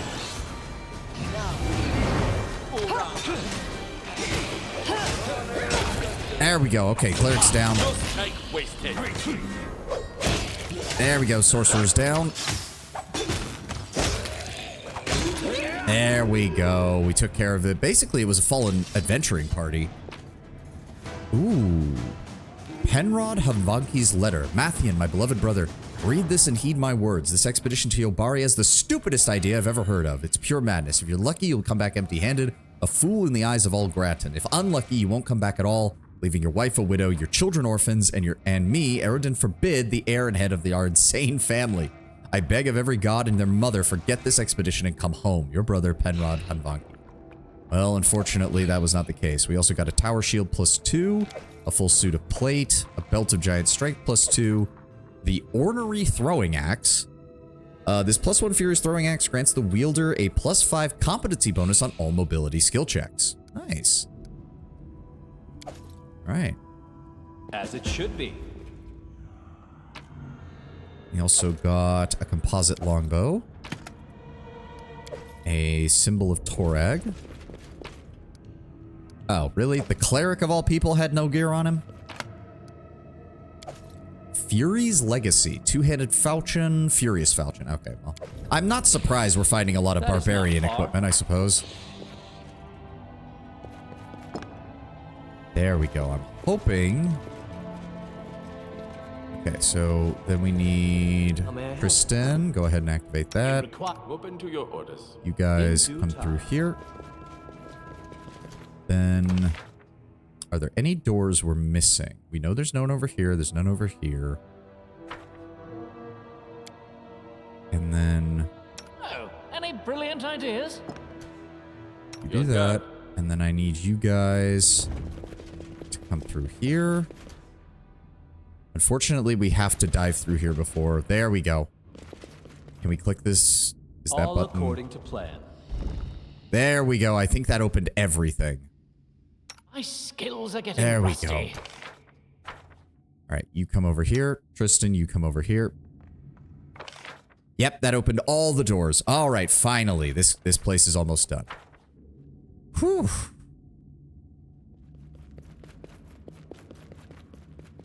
All right, where the bloody hell is this defaced sister?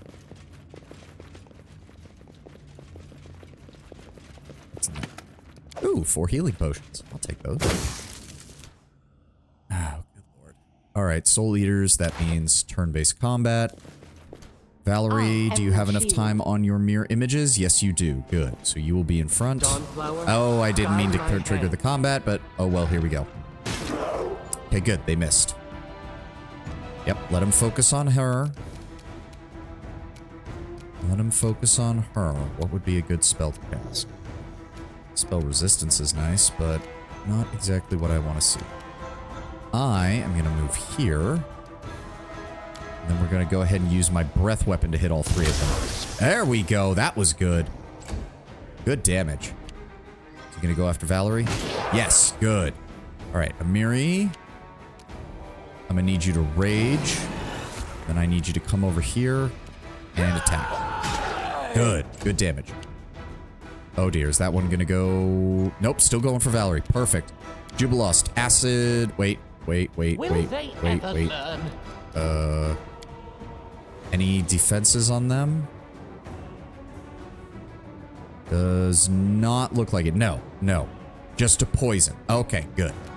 All right. Give me acid bomb. Focus it on the one in the middle. Good damage. Tristan, give me burning arc. Focus it on the weakened one over here. There we go. Akun, focus on the one that actually has some health. And immediately miss. And immediately miss again. You managed to critically fail twice in 4 attacks. Love it. All right, 3 of them are down. Valerie. Do not falter. Okay, please just don't get hit. Oh, he got destroyed by the lightning damage. Perfect. In due time. That makes things easy. Fortunately, now Amiri has a minute's worth of fatigue, so hopefully we don't run into anything else too quickly. Because I hate having to wait in between combat encounters, because they're exhausted for 1 minute. Are we near? This has to be near the end. Okay, giant door. Multiple giant doors. Oh, there's definitely something. As it should be. We're definitely, yeah, locked. We're definitely getting ambushed through these doors. Like that, there's no way we're not. Child's play. Remember death, for death always remembers you.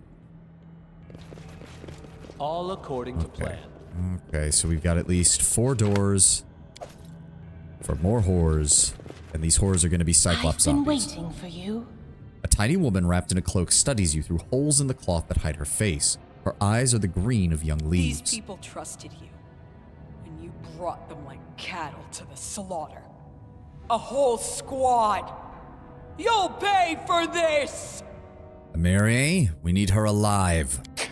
She spits at the floor beneath the sister's feet, grits her teeth, and steps back. Who are you? I have no name. I'm just a humble messenger of the powers that protect people from evil. Oh, for the love of speak plainly. Amiri's VA is rather flat at times. Sometimes, yeah. It is not yet time to answer that question. But trust me, the day will soon come in which all that is hidden shall be revealed. And what are you doing in here? There are times when you can't protect the living without visiting the dead. In the depths of blackest darkness lie the truths that will once more shine their healing light on the surface. What do you know about Varnhold? Strange and horrible things happen in these ancient lands. I know of what bothers you. Have no doubt. My sisters and the powers that sent us know exactly what to do. That is all I can tell you for now. What does the word Vortikai mean? It was the name of an ancient evil that once reigned in these lands. Worry not over it. For centuries now, it has been a little more than a word carved on old stones. Frightful, but powerless. The stones in this tomb speak of an army of the dead being raised by him if he so commands it, and I can't help but notice that we have an entire army of Cyclopses we've been dealing with. It seems that a new third-person action Lord of the Ring game is in early development, supposedly made to compete with Hogwarts Legacy. Ugh. Great. Well, hopefully they don't completely fuck it up. Powerless? Really? A whole town went missing. The benevolent forces take care of everyone. Once I reunite with my sisters, you will learn the truth. You are lucky that your sister also sent me to find you. I You need to thank you leave. both and the benevolent forces that brought you here. She heads for the exit, and the doors start dropping, and yep. Okay, how many we dealing with here? A lot. Oh, there's even more. Okay, go for the priest first. Good, you get left yourself. Thank you. Multiple zombie Cyclopses as well. Tristan, give me a fireball. Actually, no. Give me Burning Arc. As long as there's only like 1 to 2 targets, Burning Arc, yeah, it does more damage. Yeah, that isn't ominous at all. Yeah, I know. Oh, god damn it. What did he just cast?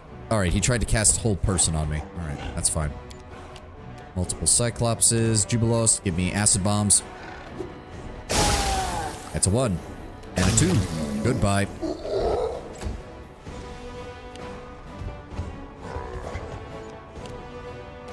Alright. I am gonna go after that fucking Cyclops priest. There we go. Tear off his clavicle. Okbo, don't let him get any closer. Thank you. Amiri, you're still exhausted. God damn it. Alright. Whatever. Just do damage where you can, Amiri. Oh, you're coming after me. Alright, Valerie, you're gonna go over here and block them from coming any closer.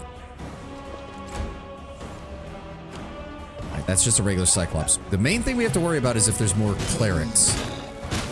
Oh my god, that item is amazing! Because they just keep missing and she just keeps inflicting a little bit of damage to them every time. I love it! Cannot hide from me. Thank you, Ekun, for being pretty much our most consistent damage dealer across the board. Tristan, just give me magic missiles, do a little bit of extra damage to him. Nice, almost got him. Okay, yeah, prayer, fuck you. Jubilost, give me acid bombs on the Cyclops. Thank you. I'm going to go ahead and tear you apart now. Really? Missed 2 out of the 3? Really? Alright, to be fair, yeah, I probably should have put a few more buffs on myself. That's fair.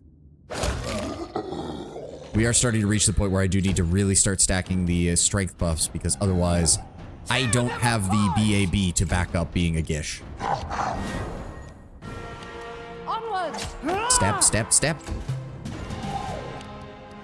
Oh, is he just... Yeah, he just straight up ignored me. Ekun, make him regret that. Stop. Look. There we go. Another one down. I think that just leaves these 2 over here. Tristan, go for the Cyclops Priest. Thank you. Really? He's trying Hold Person again? Nice try. Jubilost. Go for that one. Thank you. Alright, let's try this again. Please hit him. There we go. And Okpo. All the way over here. Amiri, finish him off. Thank you. Nice. Alright, loot the bodies. More rings, more cloaks, more masterwork axes.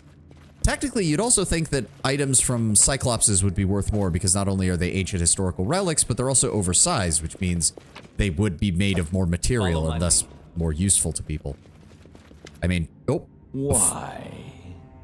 Before you is the same raven as before. It sits, adjusts itself, then ruffles its feathers a few times as if trying to settle on its perch. Finally, it cocks its head to the side and fixes you with a single eye. Why spare the sister when you could rid yourself of her? Why let the weak survive? She was no threat to my plans. Spilling blood needlessly causes more trouble. And besides, there was no one to see it down here.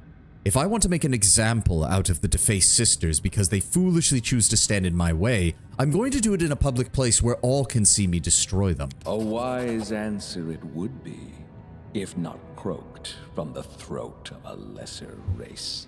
Off with you. There are countless like you. Many of the lesser races who breed, suffer, and die. Little more than snuffed candles with no names to be remembered by. If that is so, why do you keep hounding the steps of a so-called lesser race?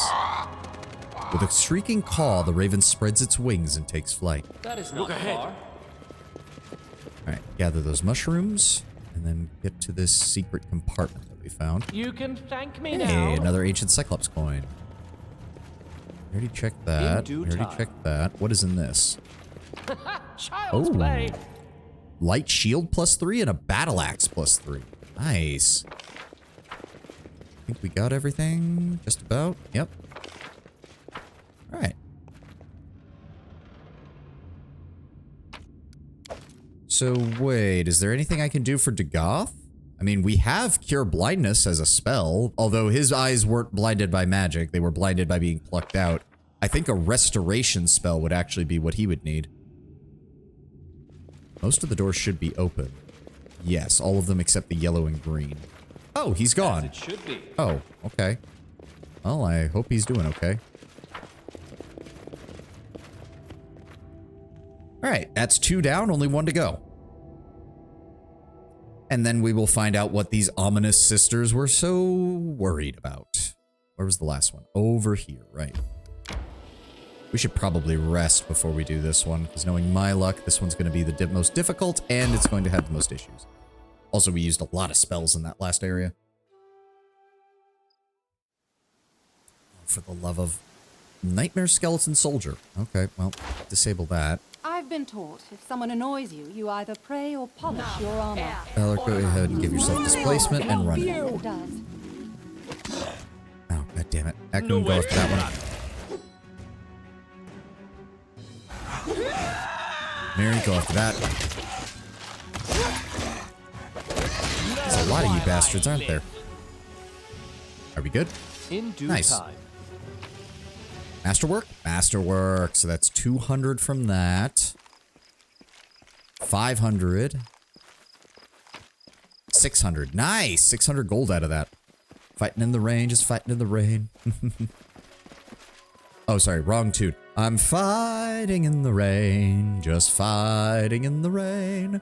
What a glorious feeling, I'm happy again.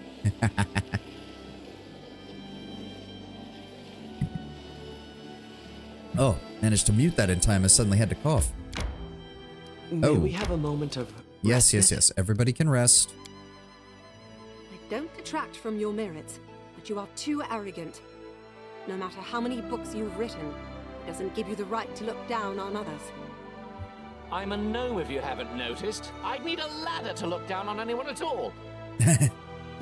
On the one hand, Jubilos, that's a good quip back. On the other hand, you know damn well that's not what she meant.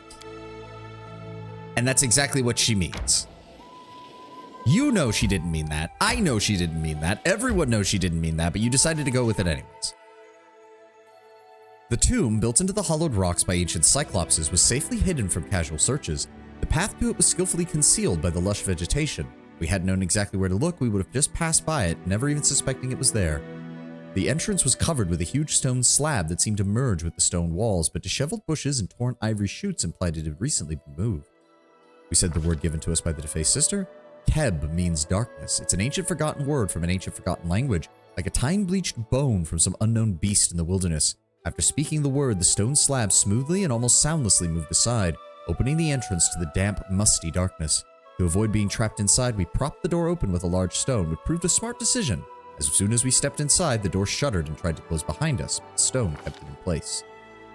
Behind the door was a spacious corridor, obviously built for creatures far larger than humans. The air smelled damp, and the stone walls, decorated with bas-reliefs and carvings, were completely covered with a disgusting, oily mold. We carefully examined the mold to make sure that it wasn't going to do something. Sometimes fungus in a dungeon proves more dangerous than the monsters. So many adventurers suffocate on poisonous spores, get burned, or were disintegrated just because they never thought to open a botany textbook. Fortunately, the mold in this tomb, though sticky and smelly and disgusting, was harmless. Armed with this knowledge, we carefully searched the corridor for traps. Tombs and traps always come in pairs, like Pen and Ink or Barbarians in Rage or Officials and Bribes. This tomb was no exception. Sure, there weren't any pressure plates in the floor or bundles of stones waiting to fall on our heads, but under the layer of molds was hidden a magic sign, the kind you shouldn't look at. Having finished our search, we checked the corridor for magic. Hidden beneath a layer of mold on the wall, something shone brightly through magical vision, radiating a strong necromantic aura. It was almost certainly a magical trap, like those are the signs you shouldn't look at. Taking that into account, we moved down the corridor, did not touch the mold. A huge sarcophagus was placed in the middle of the burial chamber, its lid lying on the floor nearby. Inside was a giant skeleton. Its skull stared hollowly with its single huge eye, and its bony fingers were clenched around a small brass incense burner that looked like a one-eyed skull. Near the sarcophagus was a slim figure of a woman wrapped in a gray cloak. She wasn't breathing. It didn't look like it didn't take much to discover her cause of death. The Cyclopes had left a nasty surprise for anyone who dared to come rob their graves. Near her, the skeleton's head was a magical symbol of death carved directly into the sarcophagus's surface. It must have killed the sister the instant she opened the lid. Lucky for us, it was single use. So we examined the crypt and the incense burner to understand why the sister wanted to be here. Judging from the wall carvings, the builders of this gloomy place venerated Charon, the godlike archdemon of death, or archdaemon, sorry, of death. Similar incense burners were used in the servants' rituals. The smoke coming from the eye socket was meant to symbolize a soul flying to him. Were the sisters conducting a ritual, maybe even trying to summon Charon himself? Terrible. After exploring the tomb, we examined the body of the sister. When we removed the cloth from the dead woman's face, it sent chills down our spines. She literally had no face. Instead, there was a rough gray surface looking something like a roughly made clay mask. 2 holes instead of eyes, a hole instead of a nose, a crack instead of a mouth. What power could have done this to her? However, examining the body, we discovered the dead woman wasn't human. She was fey, most likely a nymph deformed by magic. She had nothing of interest on her, so we took the incense burner and left the tomb, which has also become the burial chamber for the very person we've been searching for. Let me see. Yep, there it is. A soot-covered incense burner in the shape of a one-eyed skull. All right. Now we can return to the barbarian's cave.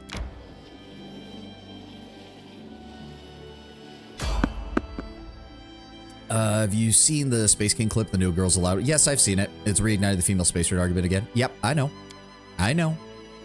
To be fair, the 3rd episode is very good, and they did an amazing job by teasing that the whole episode was going to be about female space marines, or sorry, female psycho warriors, only to immediately end that plot line in the first 3 minutes and move on to something else.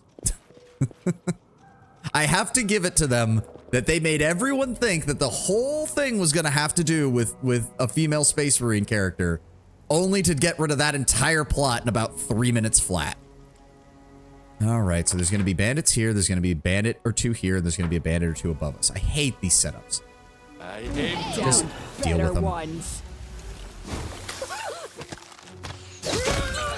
There they are. Yep. Yep, Akpo, go deal with those. Thank you.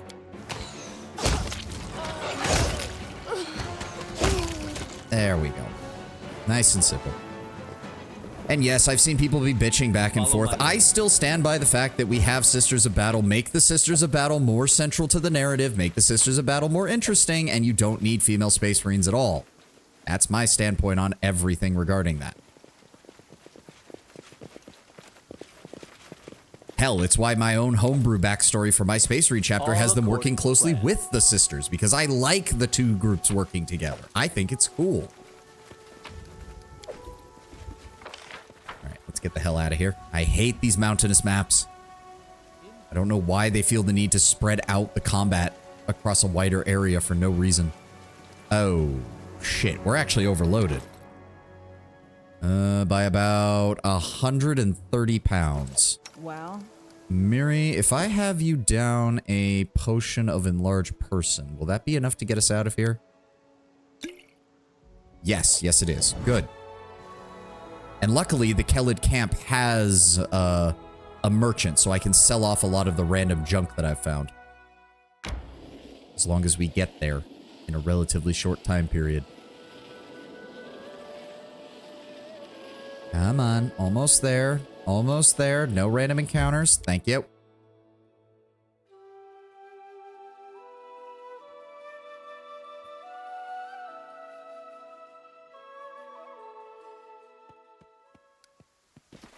As it should be. Oh. There we go. Look there, Tiger Lords! Here comes the killer, an enemy, a servant of evil spirits. This person aims to disrupt our exalted mission. As you approach the camp, you hear the noise of an agitated crowd. Numerians are gathering around the defaced sister near the camp entrance, and a loud discussion is taking place. When the defaced sister sees you, she lifts her hand and points at you. Her voice, usually calm and quiet, is now menacing and As you can see, accusing. there are only 3 of us here. Our 4th sister was killed, and he is the killer. The woman raises her hand in perfect unison and point their fingers at trusted him, and this is how he repays us. Liar, traitor, murderer! The barbarians exchange glances with each other and look at the sister, then at you, and finally look at Dugath, who tightens his fist around his sword. They're all waiting for the orders of their leader, ready to charge at his sign. You know it to be a lie. I saved 2 of the sisters, and when I found the 3rd, she was already dead. Tiger Lords, haven't you had enough of this witch's speeches?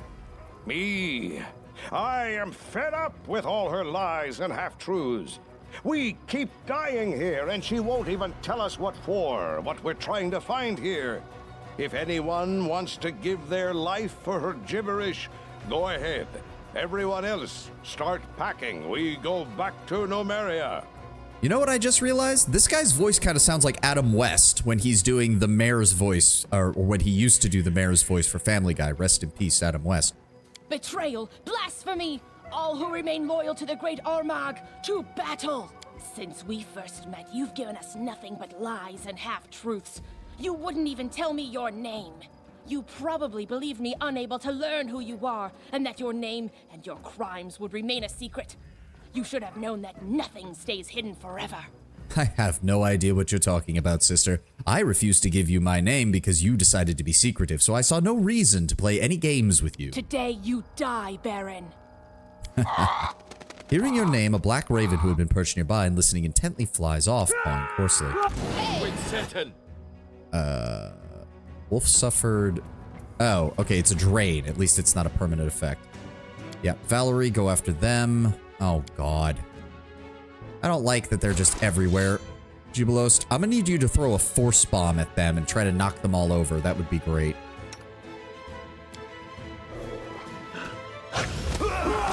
Oh, God. Ow.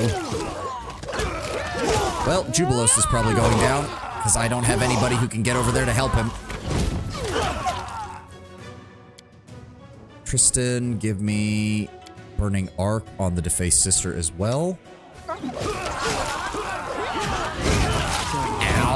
Ow! Okay, we just got flame struck by like 6 people at once. Fuck you, game!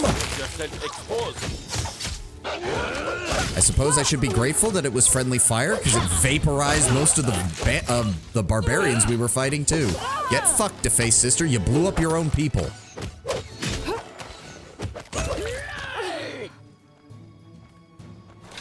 Ow.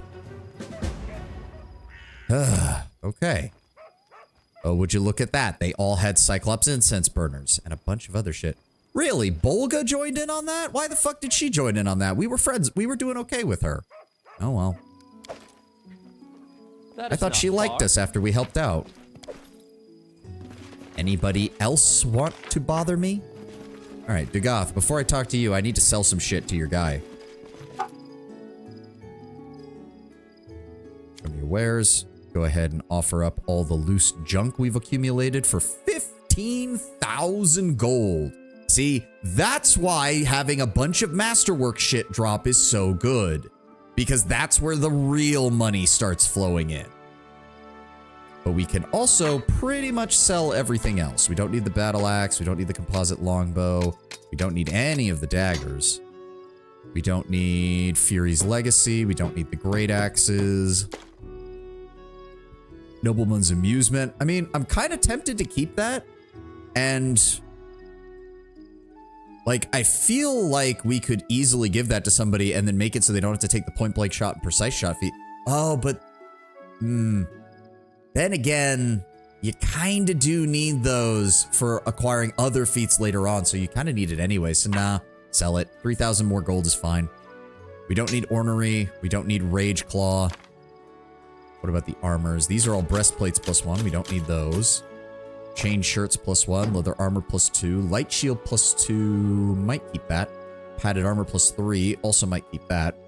Tower shield. Nobody uses. Go ahead and sell that. Was that only 1,000 for the tower shield? That is a tower shield +2 and it's only worth 1,000. That is pathetic. All right. We don't need any cloaks of resistance. We don't need a belt of giant strength +2 either. We don't need an Amulet of Mighty Fist +1, and we don't need any of these Rings of Protection. Sweet. Nope, don't sell any of those. We do need to... Oh, wow. 1, 2, 3, 4, 5, 6, 7, 8, 9, 10, 11. So we have 11 of those. I think... Ancient scrap of script-colored leather. So I think that's the Cloak of Souls, or whatever he called it. So that would be... We need 4 more for that one? Okay.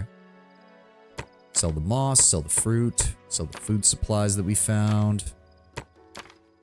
There we go. There we go. 63,000 gold. We now have over 200,000 gold. Fuck yeah. And there's the raven. They died meaningless deaths. But we could be friends, you and I, Baron. It always ends this way. Creatures like her breed ill blood between people. And then good fighters die for no reason. Let's see. Oh, and there's the ad. Shit, I was just about to start talking. God damn it. All right, well, you know the deal. Drink, snacks, stretch, whatever you need to do. We'll be back in about 3 minutes. I need to use the restroom. Some stretches. All right, we'll be back in a moment.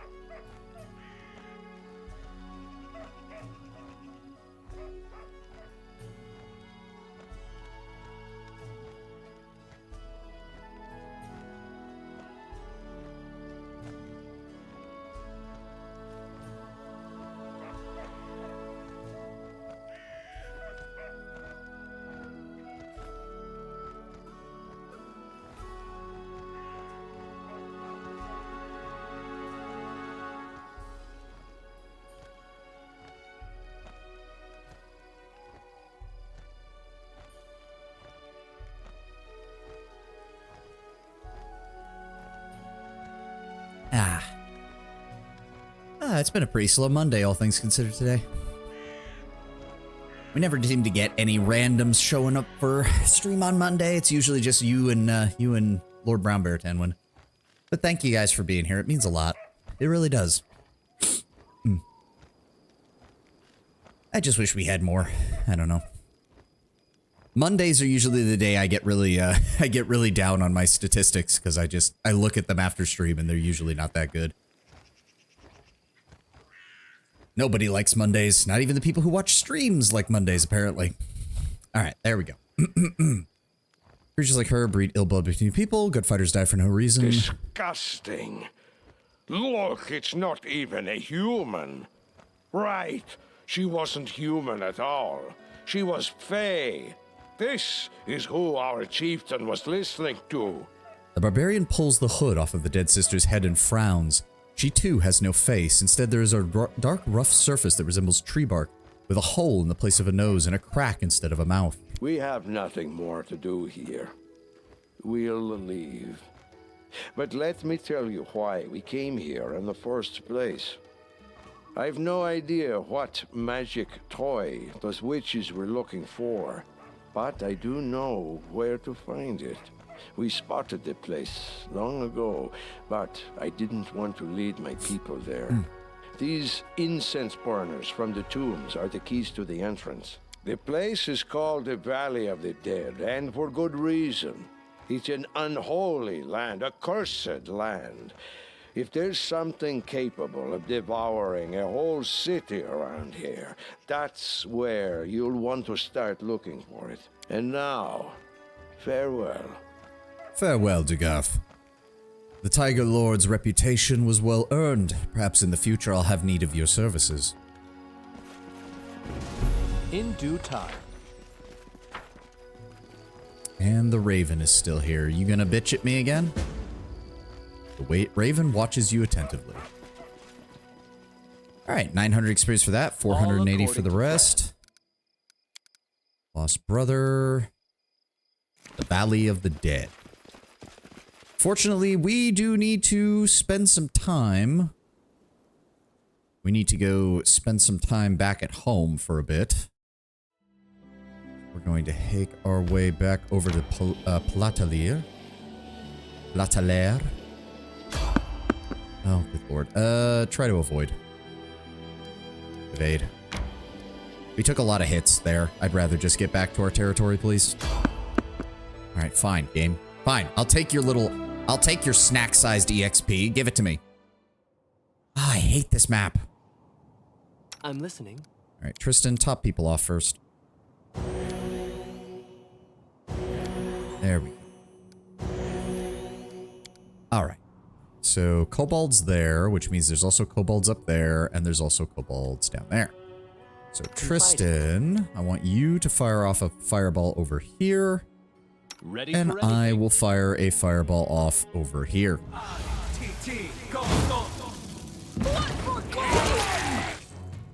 Oh, well, that cleared them out. Repent! Akun, would you like to kill the one down there so we don't have to run all the way down there, please? There we go. And are there more of them? Yep, there's more of them. Stay behind me. Kobold Archer Veteran. Alright, I'll take him down. And a Kobold Alchemist. Nope, don't let him cast spells. Alright. I don't know if the kobolds actually have anything of value. Nope, regular light crossbows, not even masterwork. Aim. I mean, I suppose I shouldn't complain too much. We did just do an entire multiple dungeons that all gave us masterwork equipment, so. Okay, masterwork light crossbow, 2, 3, 4 masterwork weapons. Okay, there we go, there we go. Would you also like to give me a masterwork weapon? No, you just gave me an alchemist. Alright.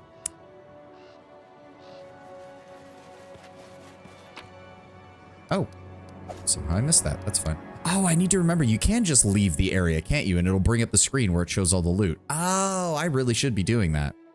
I'm an idiot. There we go.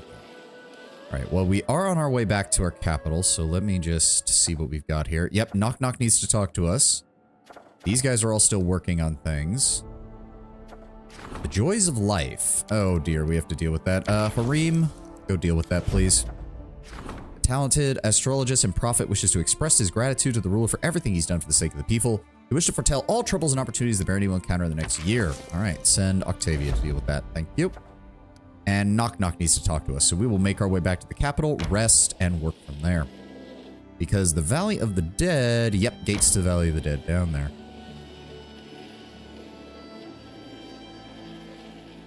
There we go. Teleport. Oh, wait. No, no. Enter the village. We need to talk to Mim. We need to talk to our jewel maker. Almost forgot about her. That is not far. Even though she couldn't just tell me what she wanted while we were standing together in the throne room. Mim blinks vacantly. Oh, it's you, Your Grace. Good to see you. What can I do for you? You mentioned I could grant 3 wishes to help you create your masterpiece. Ah, yes, very true. You've already granted my first wish with the workshop. As to the second, they say that ink is the blood of science, and in that case, alcohol is the blood of creation. The girl gives you a provocative look. I don't mean ordinary tavern booze. I need something delicate, rare, berry wine from Kyonin, or even, oh lord, elven absinthe. She slaps her head, freezes for a second, and starts speaking faster and faster, waving her hands in excitement. Of course, why didn't I think of that? Elves so close to nature, one with nature, that's the unity I'm looking for. Bring me a bottle, if you please. Of either, it will fill my restless creative spirit. Just one gulp, and I will pierce the abyss of existence with a stare, sink down into the bottom of my soul, and finally comprehend what the hell I've been trying to drag from it into the world. I don't get how an alcoholic beverage is going to help you find inspiration. Well, in that case, you don't understand the work of an artiste, Your Grace. But no matter, everyone has their own calling. Who taught you gold work in the first place? Oh, my father was a very successful watchmaker. His shop supplies the richest families of Brevoy. When I grew up and it was time to teach me, he decided to move from simple to complicated. He needed to start with the shell, then move on to the mechanisms. I learned how to make golden chain, how to cast perfectly smooth casings, how to etch an ornament and encrust with jewels, and entirely lost interest in all the springs and gears. Elven absinthe. Either it will be incredibly smooth and gentle, or the strongest thing you can imagine and burn the taste buds off your tongue in a week. You're assuming it can't be both, Tenwin. It could very easily be the smoothest and gentlest thing that you could possibly hope for. Right up until it actually hits your stomach a few seconds later, and then suddenly it burns like the dickens. How did you learn to make magical items? Oh, my father insisted. Once he realized I wasn't going to work with mechanisms, he said I needed to have at least some practical skill, so he arranged my apprenticeship to an old client of his, a grumpy old professor of transmutation. I pouted for a long time, but honestly, I'm grateful. That knowledge has actually come in quite useful. Why did you decide to come here from Restov? Oh, I didn't decide anything. I just realized all my hair would go gray of boredom if I ever spent one more day in Restov mud. I explained it to my father, packed my things, and struck off over the hills and far away. I stopped here mostly because of the scenery. The Tors of the Levanese are the most beautiful mountains. I wish I could climb the Talon Peak, but I haven't found the time. When I do get a free day, the weather is always bad. Isn't it difficult for a master craftsman from the capital to get used to living in the country? She sniffs. What do you mean? Getting used to fresh air and clean water? Wearing simple, comfortable clothes and not having to worry about makeup? What about not having to watch out for stinky horse piles and puddles wherever you step? Oh yes, so tough out here. Do you have enough customers? Oh, I thank you for asking, but your custom orders are already enough. I am an artist, not a craftsman. I don't feel the slightest desire to drudge over tasteless trinkets for the wives of merchants and elderly pleasure seekers. Besides, they wouldn't be able to afford my finest creations anyway. See, this is what I like. I like when the game just gives me a little bit of backstory. I don't want to have to go talking to Canera and Calicae and sitting through 30 minutes of expedition just to sit through another 40 minutes of expedition because the other one has to sell the same story. To say nothing of Shainia or whatever the fuck her name is. Oh no, not enter. Shit. I meant to hit teleport. Back. That's what I get for not paying attention. That's what I get for not paying attention. There we go. Teleport. Back to Ebon-Crown. There we go. And now we can take a rest in our throat.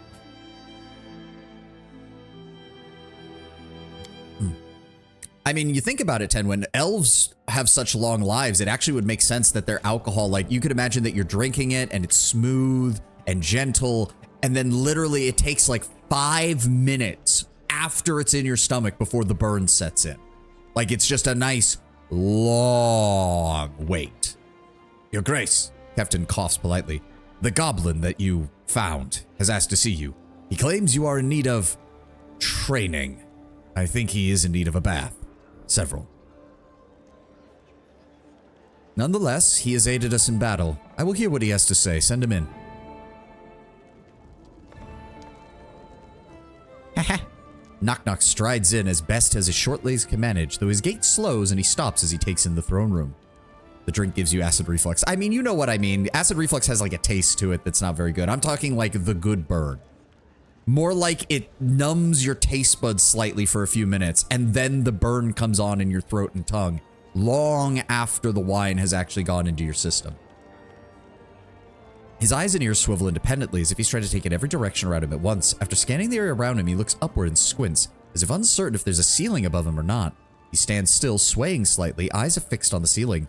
Others in the throne room are disdainfully silent. Some wrinkle their noses and take a step back. Some of the guards' hands fall to the hilt of their blade. Hasn't Knock-Knock been in your throne? No, he actually hasn't. We have not had him in here. Knock-Knock's head snaps back down, and seeing you, he gives a sickle grin, his eyes gleaming. Sidekick? Almost didn't see among all the longshanks. He frowns at your throne, then cocks his head. Why in my chair? There's a light chuckle from someone in the room, quickly silenced. Took a while to find here. He glances around. But now they're to be, now here to take rightful place. Be hero! Show you how to be hero. He nods sharply and hooks his fingers into his belt. I can help like before, side by side, big hero. He points to himself, and not big hero. He pauses. You need it. Oh, really, Knock Knock? Please, enlighten me. How can you help? Keston frowns. Please, your grace, if you're actually considering accepting assistance from this... Knock Knock! Knock Knock raps the ground with his heel twice for emphasis, then winces. Keston's frown deepens. If this Knock Knock truly wishes to be of aid, and as one goblins might listen to, there have been sightings of goblins near Oleg's to the north, dispossessed by our recent encounter. Massacre? Knock Knock corrects brightly. Chop them all up except for those who ran fast. New tribe probably has long legs, very hard to catch. His eyes alight and he grins. Not for me. I can round them up. But, he frowns, unless they're still being chased, it's not like them to keep moving. Tires one out. They better stay in capital, like Knock Knock even. If, he wrinkles his nose, it smell bad here. Yes, Oleg has sent word of the goblins via courier, but he's been reluctant to leave in case they raid the post in his absence. Apparently, they've been quite diligent in trying to raid his storeroom, if your goblin ally could deal with that. Yes, we'll travel to Oleg's as soon as we can.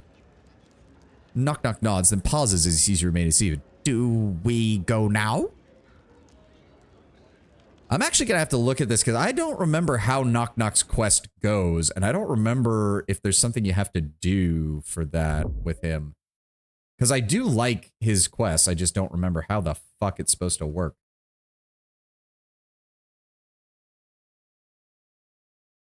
Let me see here.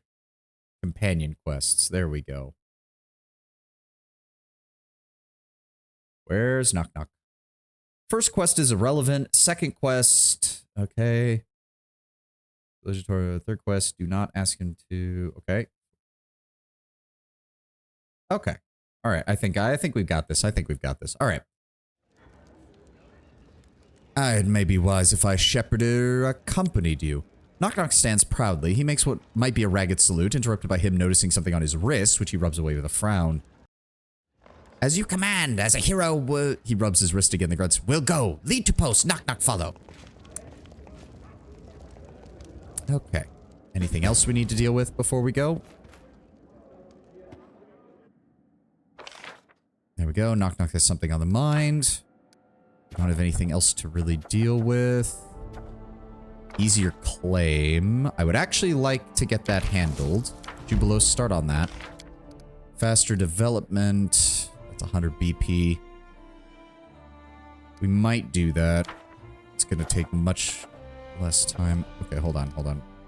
No rank ups. We have a couple of these. Trade agreements, improve economic buildings. He's working on that, though. No training that we actually need. That's fine. No curses. No other that we can work with. No regions. I'm assuming the next area we'll get access to is going to be either Varnhold or the Diurnal Marches in order to annex. Though I do know that once we complete this act, I'm pretty sure we get access to all of these areas over here. So Dunsward, the Tors, and Varnhold. We're going to want to get that. And then it's the Diurnal Marches, and then all that's left is Glenabon, Pitax, and the Thousand Voices. Alright, so we're going to need to bring Knock Knock. I'm thinking... We're going to have to drop a Miri, I think. As per usual. That's fine. There's just no reason to have a Miri and Knock Knock in the party unless you're going for pure melee damage, because the two of them pretty much fill the same spot. Oh, did we just get an update on one of the quests? There we go. Curator held a merry feast with the best bards competed with the best singers and musicians among the Fae. The magical sounds continued well into the morning. Good. Hunting season. A royal elk was spotted in the forest. The sacred game, rarely released by Erastil himself. The priests say it is a good sign, and the patron of hunters invite us to run this gorgeous beast down. So we have until the 1st of Cathona. I would like Ragongar to deal with that. Requires 3 days to resolve. So yeah, as long as he gets done with that in about 8 days, we'll be fine. So I do want Ragongar to handle that. What's the DC on that? 24. Ooh. Actually, no. Tristan, go deal with that yourself then. I'd like Ragongar to do that, but he's not high enough rank. That's a little too difficult for him to consistently get without us having to dump a bunch of crisis points into it. Oh, right, and storyteller. Focus on the goal. I brought some relics. Are any worthy of a story? 1 of Torag's marks, 2 of the Droken Dryads, 10 Cyclops coins. Blind Darkness Underground. If you collect all 5 pieces, I'll tell you the story. Yep, we're still working on that. Technic League, the Aslanti. All right. Anything that you can restore? Nope, nothing. All right. Don't mind me then. And is there anything? Oh, we do have a bunch of scrap that we can sell. Hold on. Bartholomew. All according to plan. Let's go ahead and give you all that. Don't think there was anything else. Nope, looks good. I don't suppose you have any... You do not have diamond dust. I'll have to buy that somewhere else. Well, we have plenty of diamond dust right now. And the diamonds, I don't even remember what diamonds are used for. Okay, so we do have the Fallen Warrior boot, the Fallen Warrior buckle, and the Fallen Warrior sheath. So we have 2 more items we need from that. Mug of the Weary Traveler. We have Time-Worn Aslanti belt buckle, Time-Worn Shard of the Goggles of Night. Huh. Surprised that... Okay, whatever. My brain was getting a little confused there as to what exactly we were dealing with, but we'll get there when we get there. All right. Nobody delivered any random items to us. Let's go ahead and leave. We'll drop off a Mary, grab Knock Knock. Again, I don't remember where his other kukri is. Because there's definitely another one. There's definitely another one that we can get for him. And we can get him to level 12. Let me pull up his build real fast. Where are you at? Level 12, Knife Master. They suggest double debilitation for advanced talents. All right, give me that. Give me that.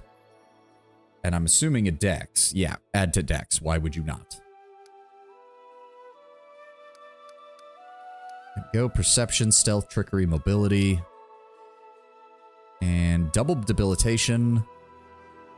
There we go. Whenever the character inflicts a penalty against a target using debilitating injury, they can select 2 penalties to inflict. The target can never be subject to more than 2 penalties at any one time. If any additional penalties are inflicted, any previous penalties immediately end. Any effect that heals damage to the target negates both the penalties. Fair enough. All right. Pull OBS back up. Let me see here. Yes, that would be faster. So we go ahead and teleport to Korshovo, and then we just head on up to Oleg's trading post.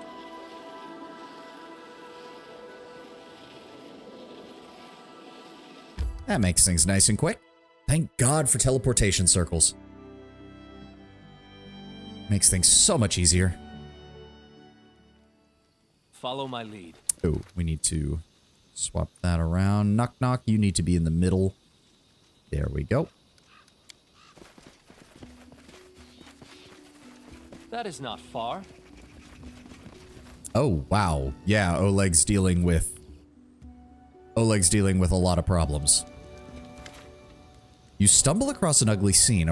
Wait a second. Didn't we dispatch a garrison to this place in order to keep an eye on it so that the Restovian sword lords didn't try to take it over? What the fuck happened to my guards? A ragged pile of goblins, hiccuping violently, laughing, hiccuping again. The air's thick with alcohol fumes, flies lie dead in the dirt, and an odd vinegar smell as well. It appears the goblins have gotten into Oleg's stock and drank deep of its contents. Barrels lie in splinters around the area, not a single one intact. Knock Knock surveys the goblin pile, then glances at you with a shrug. No problem here. Normal day for tribe. Would be worse if it was holiday. You need to get them. This is your tribe. He sniffs. Yes. He sniffs again, then suddenly becomes aware of the vinegar smell. Ugh, they've marked this place as home. It'll be very hard to make them leave. Though, he glances around in disapproval. It's much smaller than Capital. Capital would have way more room for them. Not have to lie in pile. Could be lying down drunk everywhere. He turns to one of the group and twine to the mass. You! Run, Longlegs! Why did you stop running? Why make home here? The goblin shifts his head slightly, his tiny eyes blearingly red. His legs are indeed long and folded back almost like a grasshopper. Kept getting chased, no place to settle down, got hungry, then caught and sent here. Caught? Caught by who? These goblins seem less menacing and just randomly chaotic. The tendency, if I recall, Tenwin, is that when goblins don't have any centralized leadership, when they don't have like a priest or a chieftain leading them, they are just usually kind of just a vague menace. They're not really evil. Unless you own like a dog or a horse and then they just want to brutally murder it because they hate those animals. But yeah, without like a leader to direct them at a target, goblins tend to just kind of be more annoying than evil. Big Shanks, bigger than you. Longlegs blinks and scratches the side of his head with his foot. Fatter, smell better, big club, eating sheep. We tried to share his sheep with us by taking one, small one, in night while he snore. But we not asked first, so he got mad. Sounds like a giant. Don't know which. After eating half of us, he got so full, he ready to trade. He say if we find him something to wash other goblins down with because they still squirming in gut, he let us go. We no place here at post and had to sample kegs to be sure. Oh, some appreciation that is. Look, you can't just serve any old swill to a monster that swallowed your friends. You have to be sure it'll complement such a coarse meal. Perhaps I should write a guide on pairing drinks for goblin cuisine. Knock knock, make them leave or I'll do it myself. Listen, knock knock big hero, you do what knock knock say, but... He frowns, his ears twitching. You tell me where Big Shank now. When he expect you back? Did Big Shank follow you? Yeah, it's a Cyclops. I think. That or it's just a giant. Can't tell. At the moment, there's another waft of foul air and a shadow falls on the ground.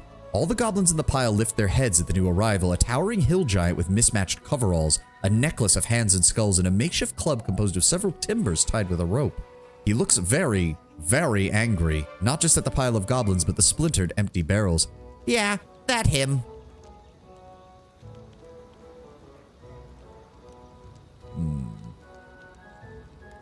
You're trespassing on my lands, giant. Leave now.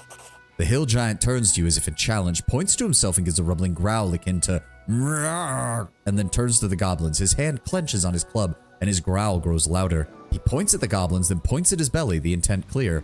The goblins do not respond, not even Longlegs. Their eyes are simply wide, frozen in fear. Suddenly, Longlegs makes a high-pitched squeak and points at Knock Knock. He our leader. He hero. He make us drink everything we promised. He made us eat your sheep. Eat him and ugly friend. The hill giant snarls, lifts his club, turns to you and Knock Knock and thrusts out his chin, pounding his chest and giving a thundering series of grunts that sound like a challenge. He Munguk says not in mood to share. He says the half-shanks are their guts his to eat. You can understand him? I can. Knock Knock seems embarrassed. Got caught by hill giants once. Kept his toy for kid. Ran away. Hearing Knock Knock's words, Tristan winces and shakes his head sadly. Put your hand on your weapon. Actually, it would be more like, extend my claws and fangs. Back away, monster, or I'll kill you. Munguk may not understand you, but is keen on catching your intent. He growls and raises his club. Well, Knock Knock, you wanted to learn how to be a hero. Do something about it. Knock Knock hesitates for a moment, then presents an open palm, tapping it with a finger. You suddenly realize he just did what seems to be a gobblery version of trade. You think he's asking what Munguk wants, not about food, but currency, something of value. To your surprise, Munguk looks sad. His eyebrows collapse and he gives a low grunt. The anger is not cooled. He still makes a rumble, staring off into space with a half-lidded gaze. He doesn't seem drunk, just sad. He gives a grumble, then a sigh, then a low exhaling rumble. Knock Knock nods, then translates. You think, Munguk not happy. He not hungry, just lonely. Say he came here looking for mate to be happy. Knock Knock wrinkles his face in disgust and shivers, but keeps going. But when he come, no wife. Goblin take his favorite half-sheep entrails. Take his favorite half-sheep entrails, drink the liquor he send them for, and he have nothing. A wife? Really? Sad for him. Knock Knock gives a shiver and a nod, then a pause. Cutting off legs be better than finding mate. Enough of this. Munguk gives you a roar as you draw your weapons. You have an angry giant on your hands. Yes, I've noticed that. And of course, he immediately targets Jubilost. I grant you death. Jubilost, give me a force bomb. See if you can knock him over. Let us strike as one. There we go. The goblins seem ready to bolt, but catch Longlegs slowly uncurling himself from the pile, apparently ready to run. You do notice a number of the goblins are looking at Knock Knock with a strange fascination. Dealing with the giant must have impressed them. You will all leave, but if I catch you here again, your lives are forfeit. Understood? As you start getting confused look, Knock Knock whispers to you, "You hard to understand because you use long shake words. Too many, out of order." Knock Knock steps forward and gives a series of cracking hisses to get their attention, and the goblins stare at him. After their eyes are on him, Knock Knock, his eyes narrows, goes to each one of them in turn and raps them twice on the head, hard. They wince, but say nothing, save for one feeble groan from a goblin more sober than the rest. Make great deal with you. You need to go to bigger place or I hit you again and I show you. The goblins stare blankly at this and Knock Knock sighs. Me, big hero. Follow me to new place. The goblins nod and begin to untangle themselves, but they're doing what Knock Knock says, some of them even rubbing their heads. Knock Knock turns to you. Big hero, Knock Knock, take care of them. All good. Fine, let's get out of here. Knock Knock pauses as if he's forgotten what happened a few moments ago, and you realize he has. Capital big enough. Yes, capital. Before you can stop him, he turns to the goblins. All of you, go to capital. Knock Knock command. Oh my, just... Jubilos stands there with his mouth open for a few moments, obviously at a loss for words, and sighs with a defeated look on his face. Oh my. To your horror, the goblins scamper away, running in all directions, but towards the direction of your capital city. Well, my guards are going to have a field day with this one. In due time. Goblin infestation. Hey, it's a good way to keep the... Oh. I don't know why there was another great club there. No, wait, why did it... Oh, that wasn't the loot. That was the stash. I'm an idiot. Duh. Well, my guards have target practice now. Was that really all Knock Knock needed for his first quest? I could have sworn there was more to it than that, but maybe I'm wrong. Heaven Crown, teleport. I mean, technically that means I got home before the goblins did, so I can tell the guards to just close the gates when they get here.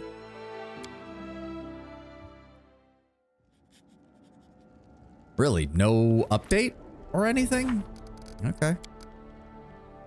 Let me see. Mim delivered a story piece of rhetoric, which explained in effect that she wouldn't come up with anything unless she got drunk. What an artist, but a mug of beer won't do. Only something exotic can quench her thirst for creation. Right, we should probably go talk to a tavern owner then. Surely Alina can tell me, can give me an idea of where I can go to find Kionan absinthe or wine. I don't have anybody else in this kingdom who's really an expert on alcohol, so... Mary, do you have anything? Nope, nothing to say about us running into the other Tiger Lords? Alright. Maybe she has some? Cider? No. Mead... Vegetables, trout, potatoes, nuts, milk, meat. No, no, she doesn't have anything that I would use for it. Fuck. Really? Maybe talk to Knock Knock? Yeah, I'm thinking that's what we also need to do. He's outside, though. We'll deal with that in a moment. You take a walk around the capital and just see random goblins scurrying about. As I said, it gives my guards something to do. Lord knows after the first few years, I can't imagine many people in the capital are giving my character much grief as far as law breaking goes. Alright, where is Knock Knock? Alright, he's down here.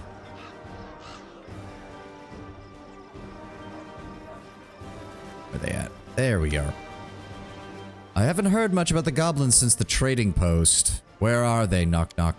Hiding, sneaking. He grins. Goblins good at hiding and sneaking. You'll hear from us soon. You no worry. That has me incredibly worried. Alright, Eileen is over there. Nobody else is over there. I guess we could check with Hasuf, see if maybe he has the wine.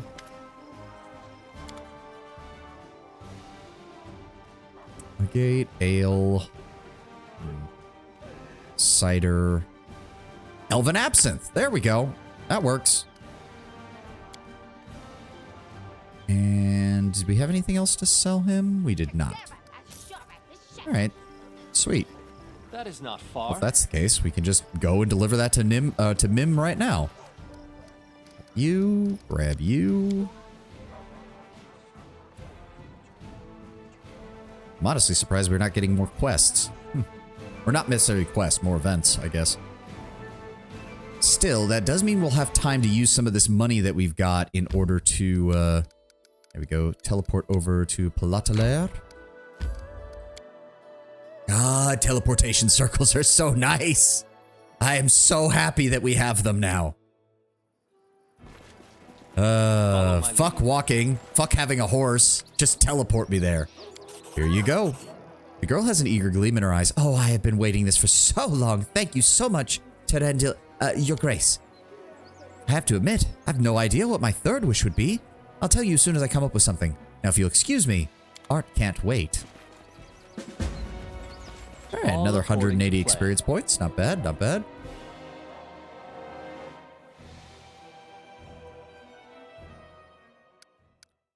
I need to double check and make sure. So let me see here. There were... hold on. Can I... Hold on. Teleport back to Evancrown. And then... I want to grab Knock Knock again. And then... teleport back to Palatalair. Because there were a bunch of mobility skill checks that we did not do in Lake Silverstep that I would like to get the experience for before we go any further. I would like to, please, and thank you. There was one over here, and there was one down here, I'm pretty sure. Yeah, there we go. Mobility 21. Did it without breaking it. There we go. That's 90 experience there. And then we want to come over here. Because we completely cleared this area out, so it's not like we have to worry too much. Yeah. And then there was a mobility check there. I did. And a mobility check there. There we go. Sweet. As it should be. Done and dusted. Ooh, what's that? Footprints lead to an inconspicuous animal path that leads deeper into the woods. Oh, right. That was the trail that we found of the werewolf guy. Right. Right. Oh, and I did confirm that apparently we didn't break him as far as getting the research for his curse. You don't actually unlock the curse research for him until much later. Much later, provided you let him live. So it's a good thing. It's a good thing we did. All right, so that's taken care of. I can mark that off because I actually did write that down as an area that we hadn't finished. The only other one we have now is the Lonely Barrow and the Technically Hideout, which had that really high level chest that we couldn't open. We could actually take a detour and go see if the Lonely Barrow... I need to see how many... Because there's 6 or 7 high level encounters that you have to... Art can't wait, neither can the liquor bottle. Yeah. Because if I recall, let's just head over here.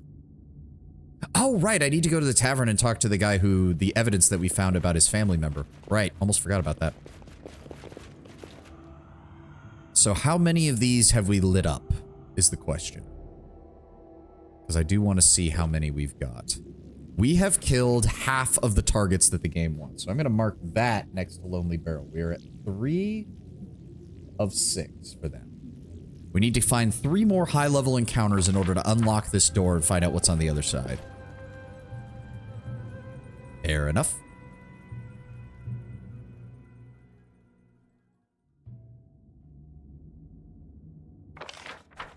All right. It was just a small detour to see about that. So yeah, all the other areas are clear. The only other thing we're worried about is the Technically Hideout, which we do need to get a much higher trickery roll before we can open. Massively higher trickery roll before we can open that. All right. Yeah, just head back to Evancrown by foot. We'll be fine.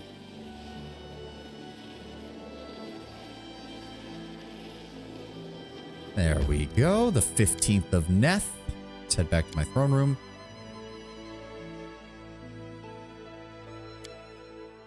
Ah.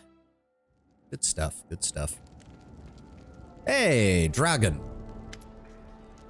Yep, by your grace, by tradition, as a worthy ruler and patron to a master, the master gives generously in return. Come to honor this tradition, the half plate of hatred. Thank you. Thank you for your gift. Just keep working on what you're working on, dragon. Anybody else? Hey, Lindsay, what's up? There's a commotion in the village by Lake Silverstep. An artisan you know has gone missing. Mim Wobblegander. A local shepherd saw her walking with a backpack towards Talon Keep, but didn't ask her where she was going. I think you should look for her. It's been a few days, and she might have gotten herself into a messy situation. We literally leave for one day, and she gets drunk and wanders off into the wilderness. Good God. Okay, Ekun's agents kidnapped the prophetess and threw her in prison. The intelligence service is already making good use of her talents. She'll warn them if a threat materializes. Okay, Ekun, I didn't realize we were gonna black bag a Fey Enchantress prophetess who was just sitting at a crossroad so we could use her to predict a fucking enemy actions. I was unaware with your game, Mr. CIA.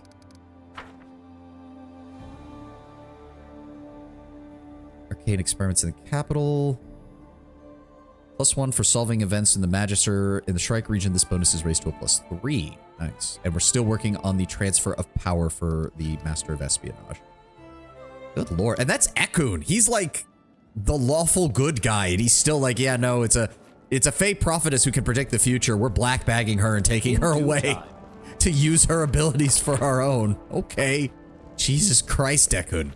Remind me never to piss you off. All right, grab a Miri.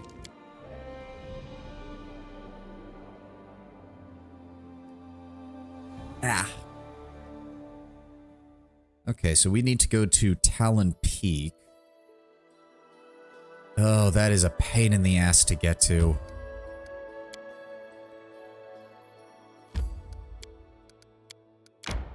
If we go there, is that faster? Yeah, by like 3 hours. Really doesn't change much. Like, we'd be better off if we had a town over in Varnhold to get over here. That would have been faster, but, you know, much of a choice. Yeah, I love that. The first quarter of travel was getting to this river, and the remaining 3 quarters is getting up this river and into this mountain. Good God. God damn it, Mim. All right, who's trying to stop me?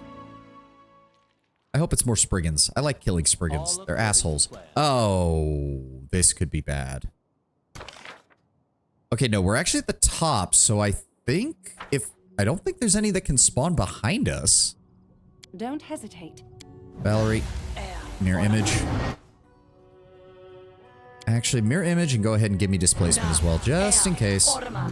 And I want you to move up. No. Amiri.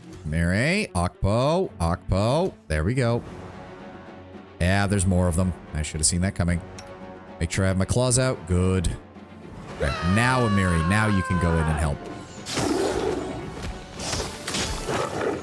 Okay, they are sundering armor, which is not good. And they sundered Amiri's armor as well. Okay, first one's down. The question is, I swear if more of them come up from behind, we're going to be in trouble. There we go. Are we good? Okay, it was just the 2 of them. All right. Follow my lead. I overreacted. To be fair, can you blame me? After we've run into encounters where they give us almost a dozen of these fucking things, I have reason to be afraid when the game suddenly starts throwing elementals at us. Especially because the elementals drop no fucking loot, which means the only thing they're good for is experience. It'd be one thing if they actually drop loot, we could make some money off of them, but we can't. Even though we really should be able to, especially off Earth Elementals, because Earth Elementals usually have like geodes and crystals inside them and gems that you can like crack open and get out of their bodies. Oh, good lord. Mim, what are you doing up there? I think you have to go through... You have to go through the cave in order to reach where she is. Mim! Oh, it's you. Mim's clothes are dirty and her hair is matted. Good gods, I feared I would stay here forever. Forever. Tears are running down her dirty cheeks and leaving light trails on her skin. What the hell's happened? I think I broke my ankle. I was fighting some spiders, stepped on a stone, it slipped, I tripped, and well, I hit my ankle. I managed to drive the beast away, but it's still really messed up. It hurts a lot to walk, and I crawled for several hours, but I couldn't. Ekun, take a look at it. Mim's ankle is swollen and red. It looks more like a dislocation than a full fracture. You palpate the area to find the bone intact. You didn't break your ankle, you just twisted it. Hold on. Wait, what are you? Ow! The joint clicks back into place. Oh wow, that actually feels a lot better. Thank you very much. Let me just get up. Yeah, I can walk now. Where the hell should I go? Don't get me wrong, Your Grace. I suddenly realized what my third wish would be. I need to find my inspiration. We need to get to the top of Talon Peak. I have to see the world from that height, to rise above what I am. That's what my soul's been craving, but I don't know if I can make it. Everyone makes mistakes, but some give up and others stand up and go on. I'm going to climb this mountain no matter what it takes. What about you? A smile appears on Mim's pale face. After all, what good would an ascent be if there weren't any obstacles? All right, I'm not giving up. Let's go to the top. As it should You're lucky be. I already cleared this place out, because if we had to deal with that rock at the top while protecting you, you would probably end up as that thing's lunch.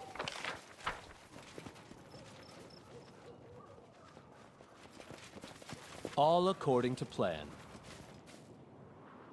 And I guess this is your way of being like, if you haven't explored Talon Peak before, now you should be exploring Talon Peak.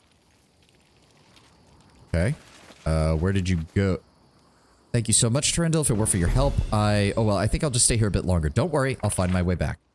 Okay. So we're going to go over here because we've already cleared this area out. Yep. All clear. All clear. No perception rolls being rolled. Good. Did we miss anything in the Rock's Nest by any chance? No, we're good. All right, get us the hell out of here. Mim's safe. She'll make her way back to the Silver Step Village eventually. She'll be fine. Just don't try to fight any more spiders, damn it. All right. Or 20 more hours to get back down here.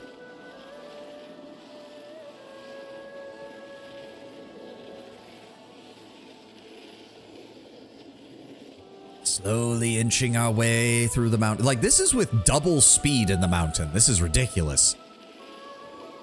It still takes us forever. Also, I need to check something. So that's in Varnhold. That's in Varnhold. Actually, Varnhold has quite a few of these. They've got an amphitheater, silver deposit, high cliff, Stygian steel. They've got the mountain trout. Dunsword is fucking empty. And the Tours of the Levanese isn't much better. Although at least like this place, it makes sense. These mountains are not exactly very habitable. Although I'm surprised like you don't find a dwarven settlement or something over here. But I guess most of the dwarves were over in the Gnarl Marches with their the fortresses that they set up. So I suppose it shouldn't be too surprising. All right, back to the capital.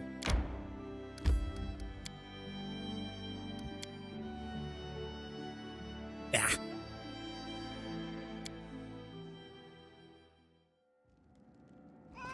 Oh.